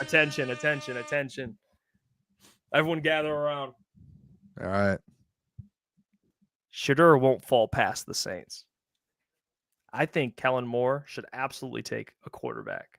I think that he should think about it. And if Shedeur's here, why not pull the trigger on it? Why not? Do you want the answer for that? Yeah, was that a hypothetical? Yeah, like, or I rhetorical don't- question? A rhetorical It was more of a question? rhetorical. I was just saying. I was You just telling stopped though. You stopped talking. You have Yeah. to keep going. At the I think rhetorical one. Shedeur with the Saints would be great. He gets to you pair him with a young coach who first year. Kellen It'd Moore. be great. It would be great. Yeah. Who's he handing the ball off to next year? Not this year with Alvin Kamara, the following year. Who's blocking for him? Who's he throwing to when Chris Olave comes off this? Okay, Who's all on right. defense? They have a decent offensive line. It's decent. They have Name me two of their offensive linemen. Ryan Ramczyk. Ramczyk. They have Cesar Ruiz. Okay. They have Cesar Ruiz. who's the Fuaga? Fuaga, like. Okay. There's three. There's Don't one, you agree though that Shedeur is a quarterback, and every quarterback is this to an extent, but Shedeur is one of those quarterbacks where for him to reach that top ceiling, he's got to be going to a team that he can kind of be plugged into. He's not a quarterback that needs to be built around. I think if Shedeur Sanders goes to a spot where they're building around Shedeur, bad pick. If you can plug in Shedeur Sanders, I like the pick. Chris Olave? Chris Olave, you think they're going to re-sign him after his 5 concussions? Do you think he's going to want to re-sign there? And they where they're could not draft the going to be running back good? still, Klotzy. They can draft the running back still, absolutely. Rookie running back, rookie quarterback. You're going to have to get a rookie wide receiver. You're going to have a ton of rookies on defense here pretty soon. I think it's good. I think it's a good I think pick. the Saints, they just need to hit the rebuild, like true rebuild. Draft an offensive line, draft a defensive line, add a quarterback in a better draft. Suck this year. Like, you're going to suck either way. You're going to be in a position where you can get a better quarterback next year. If Shedeur gets drafted to the Saints, he's probably not even starting right away, to be honest. Yeah, you can learn behind Derek Carr. Yeah, that's probably what happens. Why not try and get Arch Manning next year? Who compared him to Derek Carr? Someone did. I can't remember who it was. Like one of I think us? it was Ryan Clark. Ryan Clark, yeah. So now you get to pair him with the guy that's No. It was John Middlecoff. Oh, He compared him to Yeah. Andy Dalton, who you guys gave me so much fucking shit for. yeah, and get Derek out of Carr. here. That's Andy ridiculous. Dalton won a division, won playoff games. That's ridiculous. All right, 10. Tyler Warren to the Bears. What a Good dumb pick. pick. I think it's a fine pick. It's You have weapons. I mean, draft the running back in the second or third round. It's a deep running back class. You get a playmaker at tight end and a blocking playmaker at that. That's like Ben Johnson, Sam Laporta. Yeah, I agree with Boone here. I don't Like, hate I it. would see, like, if the Jets take Tyler Warren instead of an offensive lineman, I wouldn't hate that for them either, because it's going to be quarterback's best friend. Tyler Warren is. I don't think tight ends are worth top 10 picks, but he's probably going to go top 10. I think Bears are a good spot for him. Be great for Caleb. no. Draft an offensive lineman. And then That's probably what they should do. and But then you like, have again, Cole if this Kmet, and happens- Cole Kmet can get you he's not Tyler Warren prospect, but Cole Kmet That's can fair. get you 600 yards. You know what I mean? He's probably a top 15 tight end, would you say? Top 10, top 15? Cole Kmet, yeah. he's a good Yeah. tight end. So they don't need this pick's just like a flashy, like we brought up the roof, like the roof's leaking a little bit, and you just bought another TV. That's what this says. Like, it's good to have multiple TVs, especially when like, the Masters are on or something. That's college basketball. And then Will Johnson. This is a great pick. Will Johnson to the 49ers. Yeah. Mel Kiper. Davis. Yeah. I like this pick. 12, Amarian Hampton to the Cowboys. There it is. Does that bump them to the 9-win team that you guys believe there? They were already a 9-win team without Amarian. No, I like this pick, though.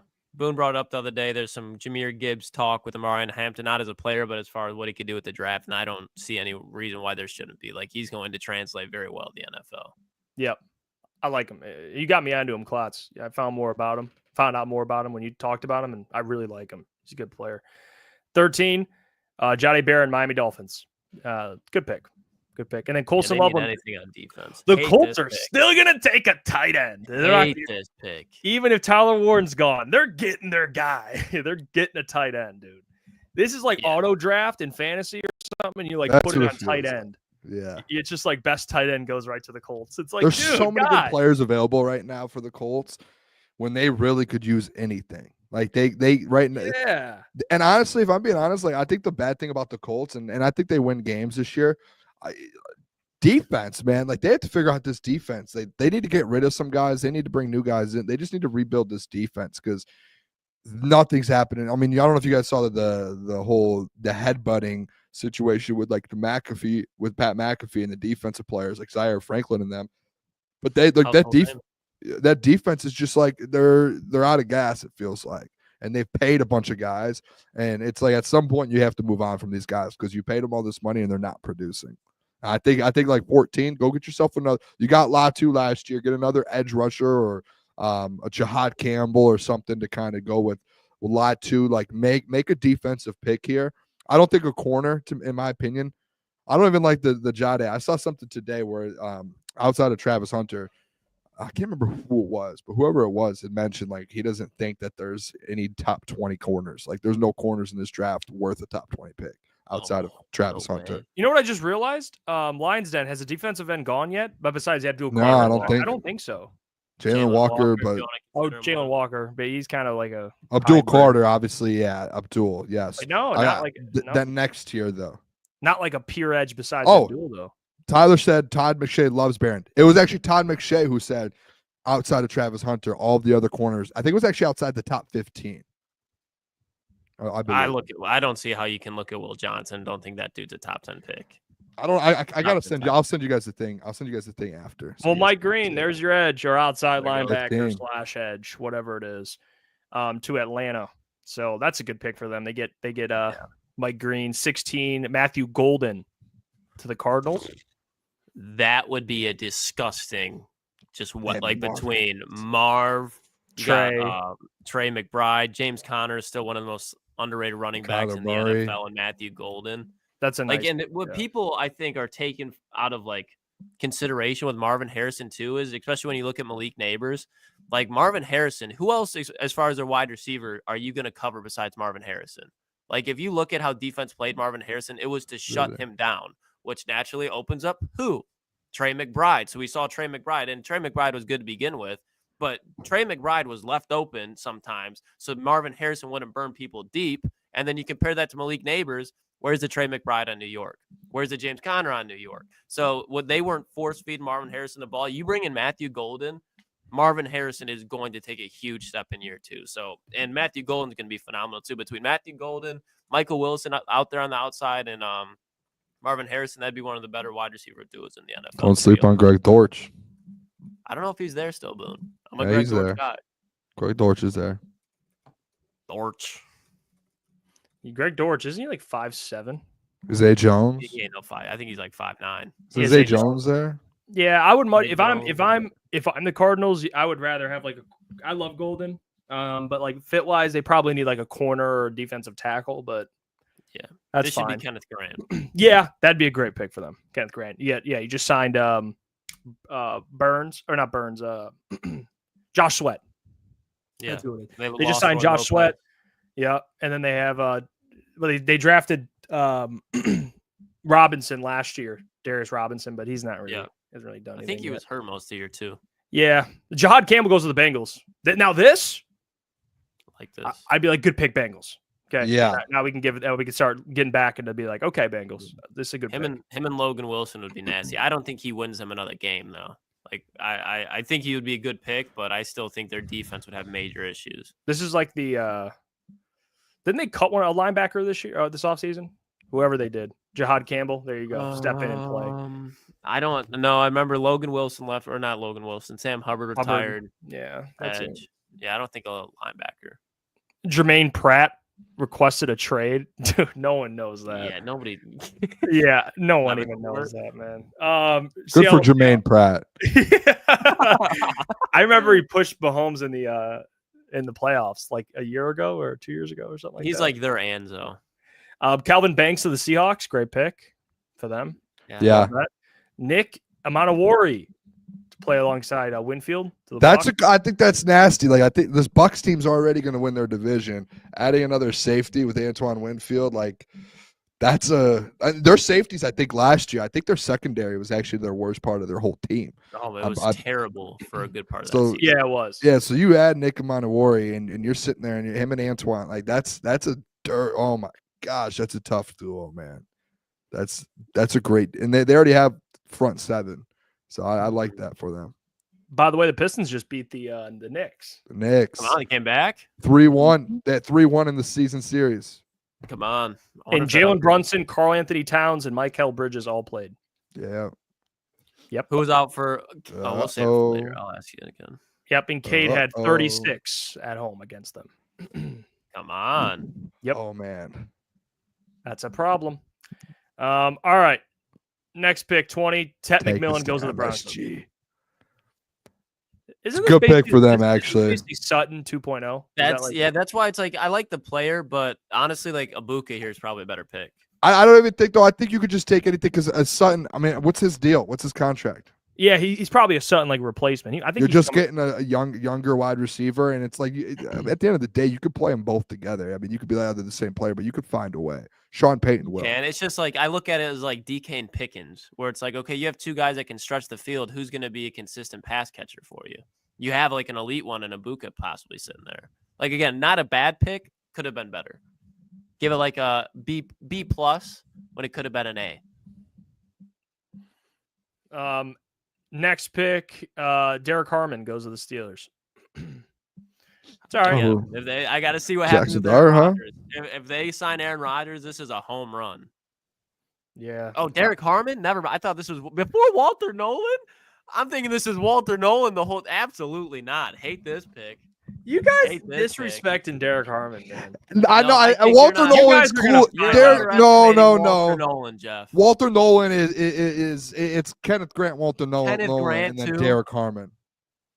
Kenneth Grant's already off the board, I thought, or no? No, he's not. Oh, this is the Mel has no clue what he's doing right now.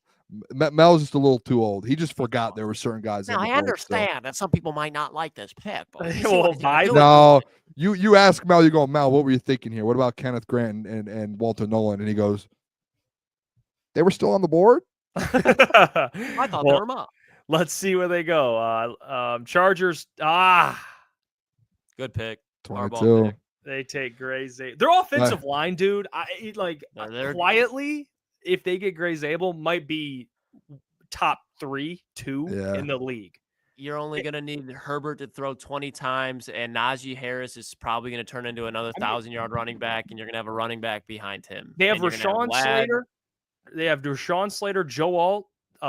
They have Zion, the guard they have, who's a really Zion good guard. Jackson from Boston College. And who else? That Zion, Boston College guard. They have another really solid guard. I can't remember who it was. And then if they draft Zabel to go at center, oh my gosh, man. Yeah. That's insane. They're all in rookie deals too. Except I think Slater got paid, but regardless. 23, Michael Williams to the Packers. So that's an on-brand pick for the Packers, though. They like taking those Georgia guys. I would hate it because I like it, but at the end of the day, I'm not looking at Michael Williams and Rashawn Gary. I mean, like, oh no, like I think Zadarius Smith and Preston Smith were fucking dominant, and they're not going to be that. But Michael Williams is a good player. I just think that defense in the secondary needs fucking help. Like that should be a corner in my opinion. But pass rush affects defensive secondaries play, so I don't hate it. Michael's a good player. And then next lot pick, of Donovan Jackson to the Vikings. Early, I actually hate this pick. I'm not gonna lie. They added so much to their offensive line.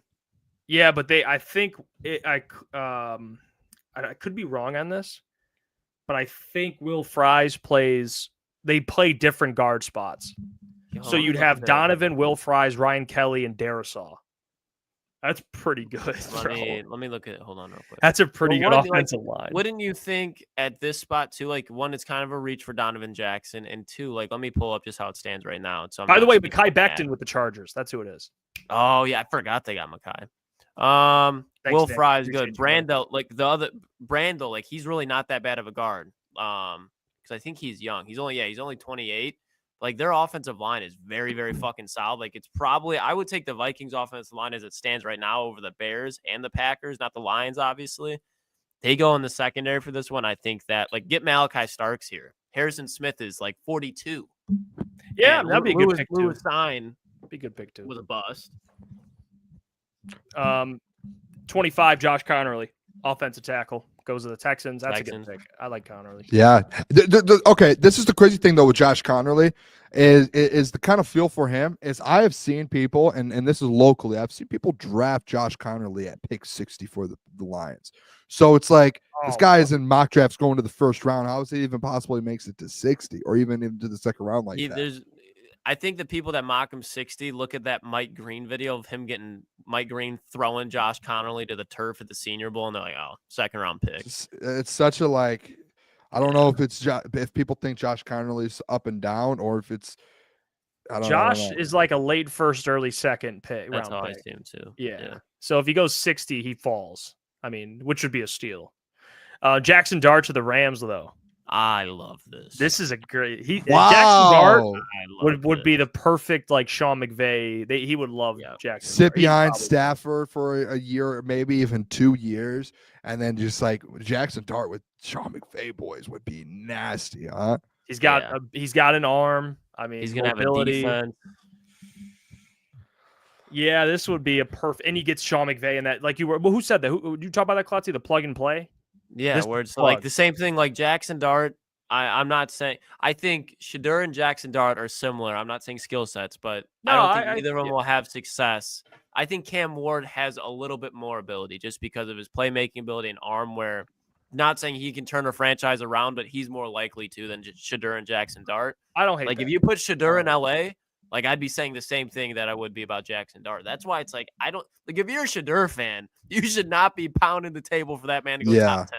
At all. I agree, Klotz. I think it's like, you know what a good example of it is? It's like those quarterbacks, like the Sam Darnolds. Like just it's you know what matters more than people think is like being in the right franchise at the right time. Like being in the Los Angeles Rams, like Sam Darnold going to the Jets, that was like never was going to be successful. Well, unless you're Josh Allen or Patrick Mahomes getting drafted to the Jets, they weren't going to find a way. It was just a dead franchise at the time. And it's like with Shedeur, like going to the Saints, Jeff, like you really think that Shedeur can bring the Saints back? Like we talk about all the time, last year's quarterback class, a guy like Shedeur would be at way more down on the list in that class. Even Cam Ward would be that people think. So it's like, you have to look at some of these positions and some of these teams like the Rams. It's same thing with the Vikings a little bit with JJ. It's like Kevin O'Connell, like a plug and play type of deal. You've seen it with a lot of different quarterbacks. I'd be interested to see this. I really would. Yeah, I think it's a great pick. By the way, there are a lot of edges still on the board, and we're 2 picks from there is. Yeah, so there are a lot of edges on the board. 27, not an edge. Malachi Starks to the Ravens. I would hate this pick. Not because it's a bad pick, but because you have Malachi Starks and Kyle Hamilton. That's what I say. I don't think it's a bad pick because they do need another that you could say they argue that they need another secondary player with Kyle Hamilton. Mm-hmm. That's secondary. Yeah, no, like it's an elite pick, but I hate the Ravens. Like I respect the Ravens, but I don't ever cheer for the Ravens, and that'd be a great pick. Defensively, I mean, what do they really need? They have everything on their team. Safety, I guess, is a position where you could, especially in the first round, BPA type of situation. Your Malachi Starks falls all the way to 27. Well, let's see who's there at 28. There's some players here. James Pierce. I hope it's Boone's guy. I'm gonna close my eyes. Oh. You must have the answers. Who is it? It's Donovan Izaraku. Come on now. Bang! Mel paid the bills with that one. Talk to me, Klotzy, huh? Come on now. At 28. Yeah. I mean, he was Love there, this. didn't go early. He said he had, Mel writes, his 65 pressures led the FBS last season, and he turned them into 16 and a half sacks.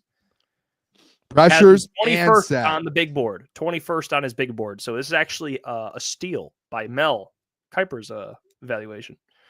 Yeah, Mel, for got it. whatever reason, is kind of lower on Izaraku. Here's the thing, and I want to ask you guys because Well, 21's not bad, is it? Huh? No, it's not. It's not too bad. No, but if you ever hear him talk, he's like, I think he's more of a first pick in the second round type of guy. I get his pass rush value, runs that, whatever. Let me ask you this, because I do love this pick. But if this happened in real life and Kenneth Grant was on the board, not that I'm saying, oh, I'd be hesitant to like Izaraku, love him. But Kenneth Grant, you boys know I've been very consistent on this. Probably like my favorite player. Who would you rather have? You can't go wrong with the picks. Who are you taking? Izaraku, because against the pass, he's a fucking demon, can struggle against the run a little bit. Kenneth Grant, good against everything, and he's got a lot of potential that hasn't even been touched yet. So which one are you taking? No bad answer here. I'm taking Donovan Izaraku. Okay. I mean, I know we tried the BPA class. This is why it's kind of look like you told me the other day. I was told. What did I also say, Boone? Context. I was told Context. that need was important. Need is very important. Is the interior of the defensive line with Noah Lee McNeil there? Not as important with steps. you're talking. Okay, you can't. I don't like that. You can't use the Noah Lee McNeil because he's going to be out for 4 games. Like if he was gone, then you can use that argument. You can use that argument. You can use that argument. Again, you can't use that argument if he was gone. I like Kenneth Grant, but I just think an edge rusher. Like, do you trust Liam to be healthy all year, or do you trust your guy Klotz? Kenneth Grant or who? No, I'm drawing a blank. The edge rusher that we have here now. Well, Marcus Davenport. Do you trust Marcus? I don't. Like, I don't trust to either me, of them. To me, it's give me an edge rusher, someone who can get to the quarterback at the end of the day. I would love Kenneth Graham, but then let's get a D tackle in the second round. But Donovan Izaraku, just elite pass rush, especially if he falls to 28. I'll hate it. This one's tough for me because I like Izaraku. I don't like him as much as you do, Boone. That's your guy. Not that I don't like him. I'm not as like high on him. The only thing that worries me about him is he like an every down dude? You know what I mean? That's what I'm looking for too. Like I get he can get after the quarterback, which is a need. But I when you look at like someone dropped, I think it was Ryan who put in the chat, top 10 sack getters this year were all 260 and above. You know, like big guys, big dudes. You know, and that's what like when you bring up Kenneth Grant, it's like, man. Like he's a massive man. I just see Fletcher Cox when I see he could be really good, and then you could get like a Jordan Birch or someone in the second. So I would lean Kenneth Graham, but I'm not gonna say I hate the pick. I mean, Izaraku's a good player. There's no what happens in this scenario? All right, and I know we're looking short term here, but when DJ Reader's fully healthy, Ali McNeil's fully healthy, Marcus Davenport's hurt, and you drafted Kenneth Grant. And you're sitting there with Josh Pascal on the outside, DJ Reader, Aleem McNeil, Aiden Hutchinson, and Kenneth Grant on the sideline in a playoff game. I call up Jordan Birch from the sideline, tell him, get in there. Kyle Kennard, get it. Josiah Stewart, get in there. I think it's the same example just for, like, Boone, you're saying take defensive end, defensive tackle. Don't hate it whatsoever. We're just swapped. I look at Kenneth Grant, that's like – Kenneth Grant, I think there's a real conversation where inside and outside in 5 to 10 years, he could very well be the best defensive lineman in this class, period. And I think injuries, even on the interior with DJ Reader, Aleem McNeil, those are question marks. And again, it's a very deep edge class. I think I don't hate the Izaraku, but Kenneth Grant can get to the quarterback, can stop the run. Donovan Izaraku can get to the quarterback, struggles a little bit against the run. You can find a guy in the second round that can just be solid all around, whether it's Kenneth Grant, or not Kenneth Grant, Jordan Birch, Josiah Stewart, JTT, Jack Josiah Simmons. Boone, Michigan. And man. again, what you're saying is not bad, Booner. I'm just saying, me personally, Kenneth Grant, like Josiah Stewart, Jordan Birch in the second, but you can go Donovan Izaraku and get a Tyleek Williams in the second, and I'll be very happy with that too. There's no way to go wrong with it. Yeah, I mean, this is a good pick. Kenneth Grant would be a really good pick. Tyleek Williams would be a really good pick. They're all really good. There's just deep and deep. I think both answers aren't. I don't think there's a wrong answer in my opinion. I think that it's just a deep class. It's all preference on who you like. You know, there's so many guys that are going to be in the second round that I think when you look back in 3 years, they're all going to be studs. There's a couple guys you're going to be like, how'd this guy fall to 47? 58, 68, 73, whatever. They're all going to be. There's going to be some studs, man. All right, let's get to the second. We'll finish the first, and then we'll go to the Lions' second round pick. We'll just jump right to it. Shamar Stewart goes the pick after. They passed on Shamar. Come on. Goes happy. 29, 30. Maxwell Hairston goes to the Bills. Sure. 31st, Josh Simmons to the Chiefs. It's a great pick. Great pick there. And then 32. Hold on. I'm gonna bet that this is either Kenneth Grant or James Pierce. Oh, it's James Pierce. You already know. So he has Kenneth Grant falling to the second round. Yes. And Walter Nolan. Yes. No. You better talk to your goat, Jeff. Well, James Pierce to the Eagles, he's going to be a 10-sack guy in 3 years. 2 years. So, yep. At least the Lions took an edge. Don't care. Yeah. That's not even a diss to the Lions. I'm just stating a fact. Like James Pierce is going to be really good for them. Really good. So that's like the perfect Josh Sweat replacement. Yeah, literally the perfect. He kind of reminds me of Josh Sweat. He's got to gain weight. He's got to gain some weight, but yeah, both like 6'5". That he probably can get you what James Pierce or Josh Sweat got you, like 8.5, 9.5 sacks. I don't know about right away, but it's 2 years, 3 years. He'll be really good. And then the Pistons, the Lions second round. But Tyler, I just want to show you this. Tyler Shuck. Yep. 33 overall. Oh my gosh. The Giants fire everyone. This is Fire Dable everyone. keeping his job. This is Dable and Sheen. This is the quarterback of the future. No, this is this is Adejo goes 35. Ibuka 36.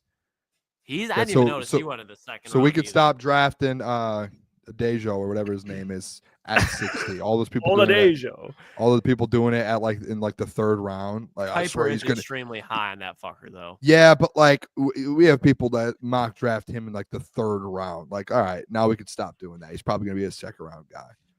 Maybe not 34, but he's gonna be 60. Probably has to be that one. Carson Schlesinger.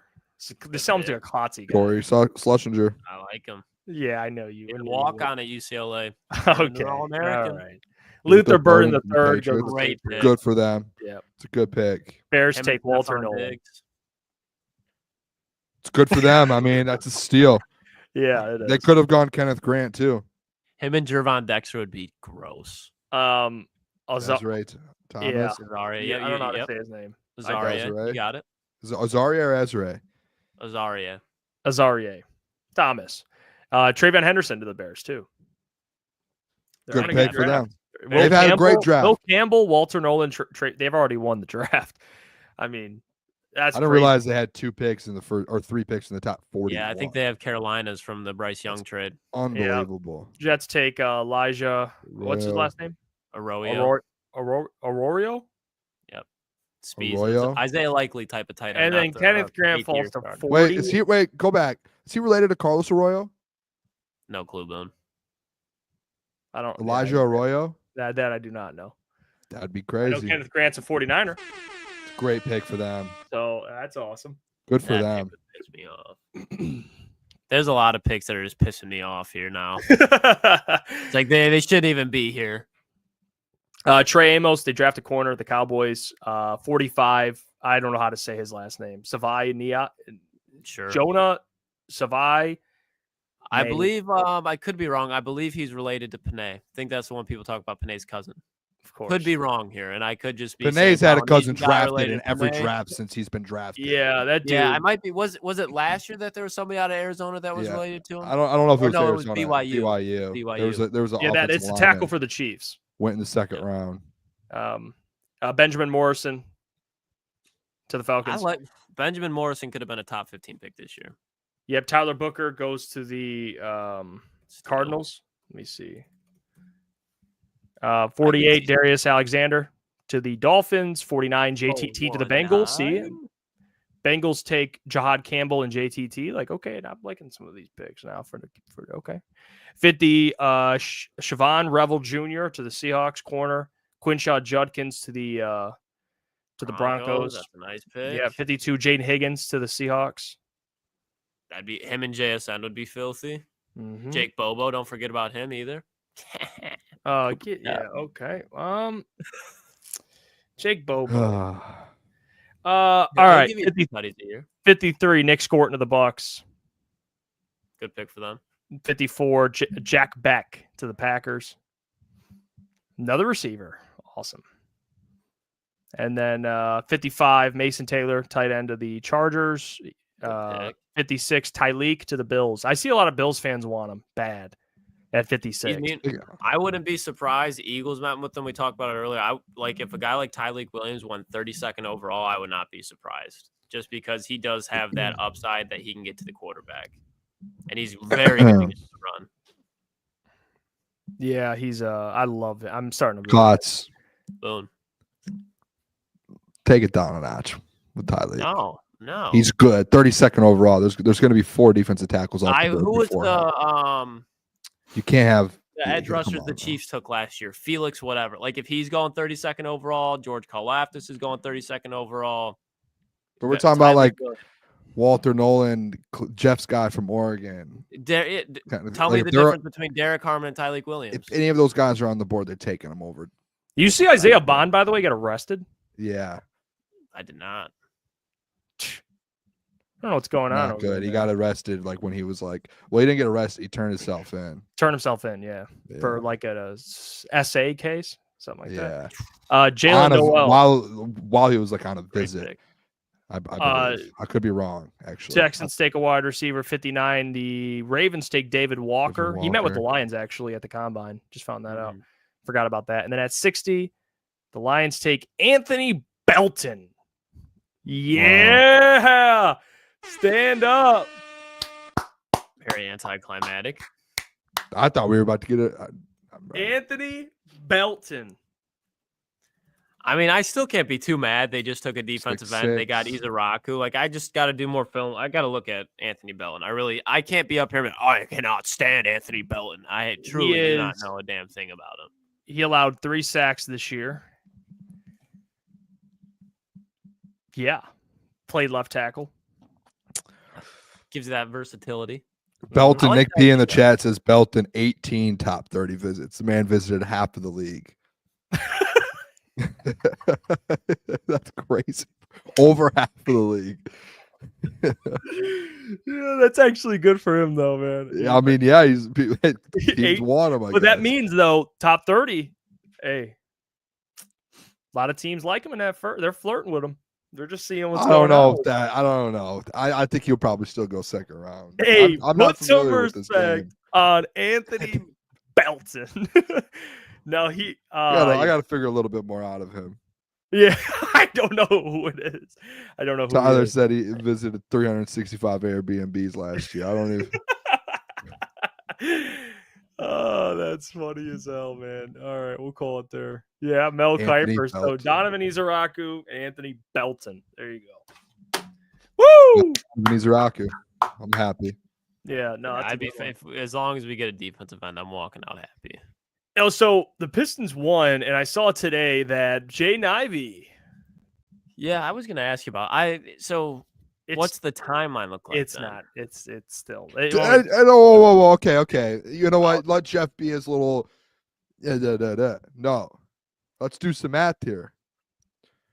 He's back on the court, starting his conditioning to get back into playing in actual games. Yes. So he's playing basketball again, but he's going through his conditioning. His conditioning is about 2 weeks long, and they said in 2 weeks we'll update. So if he passes his conditioning, gets through it, what's the next step, Jeff Iafrate? He would join practice. And then play basketball. Let's look at the timeline of the NBA playoffs. Playoffs start next week.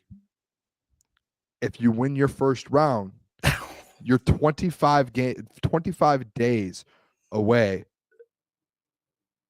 from the second round, the first day of the second round. That's over 3 weeks. So if we're talking about, hey, there's a 2-week period of conditioning, and then if he passes that and he's good, he's back at practice for a week, and then the second round starts. I'm not saying it could happen, but I'm just saying, you know like, crazy, Boone. You know what's crazy? You stopped what I was saying to try and dunk on me when I was literally about to say to Klotzy, he's not going to play in the first round. So literally stopped me to agree with me. I tweeted it out today. I broke it down for the people today and tweeted it out. You have to. It's unrealistic first round, but if they win that series. Because even if he gets back on the court, like let's say they win the first round. Let's say he's out for the first round. He joins them the second round. He's only going to play limited minutes. He'll come off the bench game 1, game 2. He'll play more minutes. Like he's not going to be like, all right, Ivy. That's a great player to have off your bench, though. Like, yes, it would help. I'm excited. Like Judson said, do you really want a guy who hasn't coming in after months off in the play? When you have a guy that's good, yes. Like if there's like a very small role player, maybe not. But Jay and Ivy, you find a way. He would help. He would help. You could. I think you'd be okay on a playoff run to be like, I'll be in the rotation. I don't need to play 25 minutes a game, but I'll take 12, 13. Yeah, because they've been playing like Marcus Sasser more. He's been. Who's better, Marcus Sasser or Jay and Ivy? Well, that's what I'm saying. I didn't even. What I was gonna say is Marcus Sasser's had an opportunity to blossom, but when Ivy gets back, like he's done. Yep. You know what I mean? See, look, I did it again. We agree. We literally agree. I wasn't. But I'm not going at you. I'm really more so making a point to. I was gonna say no. I agree with you. You want that man? I'm not going. Hey, me and you. Hey, we're solid as could be, brother. Yeah, solid as could be, brother. Yeah, no, it's good. It's good news, man. At least he's getting back. Semi back. We'll see. They beat the Knicks tonight. I already mentioned it earlier. Cade went bonkers. So yeah, take that. Why couldn't they do that when we were in town, huh? Yeah, I mean the Grizzlies, man. Desmond Bane put up a 40 burger on them, and that was crazy. Yeah, that was. I heard something today, and I don't know how true it is. What'd you hear? So, who's on the Yankees? Alex Brett? No. He's on the Red Sox. Oh, who was the player that was out the other day for the Yankees? Someone in the chat has to know it. Cody Bellinger the other day had bad wings in Detroit when they were staying there. I saw Food that. poisoning. Couldn't play. Boys, I found this out today. Ja Morant, when we were in Detroit watching the Pistons, remember? We're like, where's Ja? Why isn't Ja playing? Nothing online, no reports. Everyone's like, why isn't Ja on the court? Is the man suspended because he's throwing grenades into the stands? What's going on? Food poisoning in Detroit. Something's going on. I don't know if they stay at the same hotel, and we have like, if they have like people like food in the hotels, they're like, hey, we're gonna get this guy tonight. It's like call it in. Yeah. Bring It's like the family. Jordan thing. Remember back in the day when Jordan got food poisoning or the flu game? It was bad pizza or something. He was hungover. Hate that. Just saying, man. Biggest false story. Something's going on in Detroit. LeBron wouldn't have been able to do that. LeBron has to spend $20 million in his body in the offseason. Well, LeBron doesn't play hungover because he's locked in. You know, he's always locked in. To be fair, LeBron was asked. It's fucking touched. LeBron was asked about how much he spends on the offseason, and he was like, "That was a made-up number." He said, "I don't even spend $1 million on my body," and I was, fake news. But to answer what you're saying, I did see that, and I did not know Ja Morant was out because of food poisoning. I just heard it today. I don't know how reliable. That's very interesting. Do you think that's a thing? Do you think professional athletes, when they go to cities, people try and poison them? Yes. Not like poison them, but food. Yes, 100%. It's definitely happened before. I don't know. I'm not saying that this is the case at all, but there's definitely stories out there. I've heard. You could look it up. There are millions. I mean, not millions, but there are lots of stories of pro athletes in away cities, and especially in like the playoffs and stuff, where like they're like, we're not going out to eat anywhere because we want to be kind of careful. For sure, things have happened. Hell no, man. I wouldn't trust anyone. Tyler Chevet said someone put antifreeze in the blue Kool-Aid. that's Tyler. I thought we were friends. That's kind of messed up. That's just right there. That's just pure. Just you want to murder Booner. He just wants to murder me. Yeah, I don't even know if that's funny. I think he just admitted that he wants to kill me. yeah. Antifreeze in the Kool-Aid's crazy. That's crazy. That's just like, hey, I want someone murder Booner. Yeah, That's well, if you go to a city, Boone, maybe there's you said something about like, what's a team you've win at? I don't know, man. Oh, the Vikings hate me. Vikings fans hate me. Go to Minnesota. We actually Buffalo fans hate me, and I've supported that team. I don't know how that makes any sense. Dude, I'll tell you what, those videos on Twitter and on Instagram, they get out to the opposing fans for like the next week because I'll be like, whoa, Buffalo, you're next. And then like as soon as Buffalo beat us, the last week's video just blows up with just comments. Hundreds of comments of Buffalo fans. So Funny as fuck. it's all right. Yeah, if I'm a professional athlete now, I'm not eating no wings. I'm not eating no meat, like chicken, steak. He was about to say, I'm not eating no meat. You know what I was thinking about, dude, today? I was like, because I talk to myself in my head. Like I'll just talk to myself sometimes.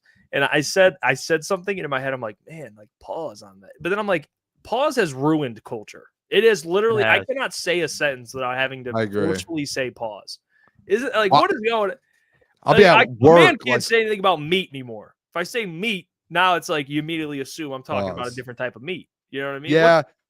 You know what, Jeff? I had this take about a year ago because I was watching like a real like show, like a sports show, and someone like in the middle of their take was like Sean McCoy. And it ruined it. It was just like, all right. You don't have to say pause. To me, it sounds like there's an immature side of it.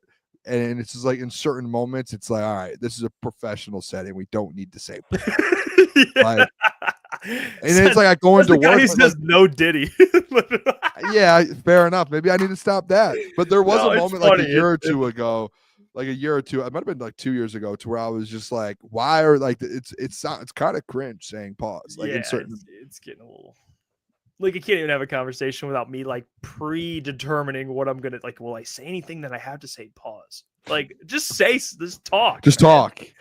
Yeah, because when that stuff happens, in those type of things, like, I'll be in, like, work, and someone will say something like a boss, and it'll be like, but like, I just do it to myself, and I'm like, this pause culture has gotten out of control. Yeah, it's a little, It's like growing up. Have you guys ever like with your teachers, like growing up and you're sitting in class and when you're like middle school and you just don't know better and like you get, I don't know. Me and my boys used to get this where we'd get in these moods to where anything the teacher said, you could turn it into something bad, and you would just sit there for an hour dying laughing.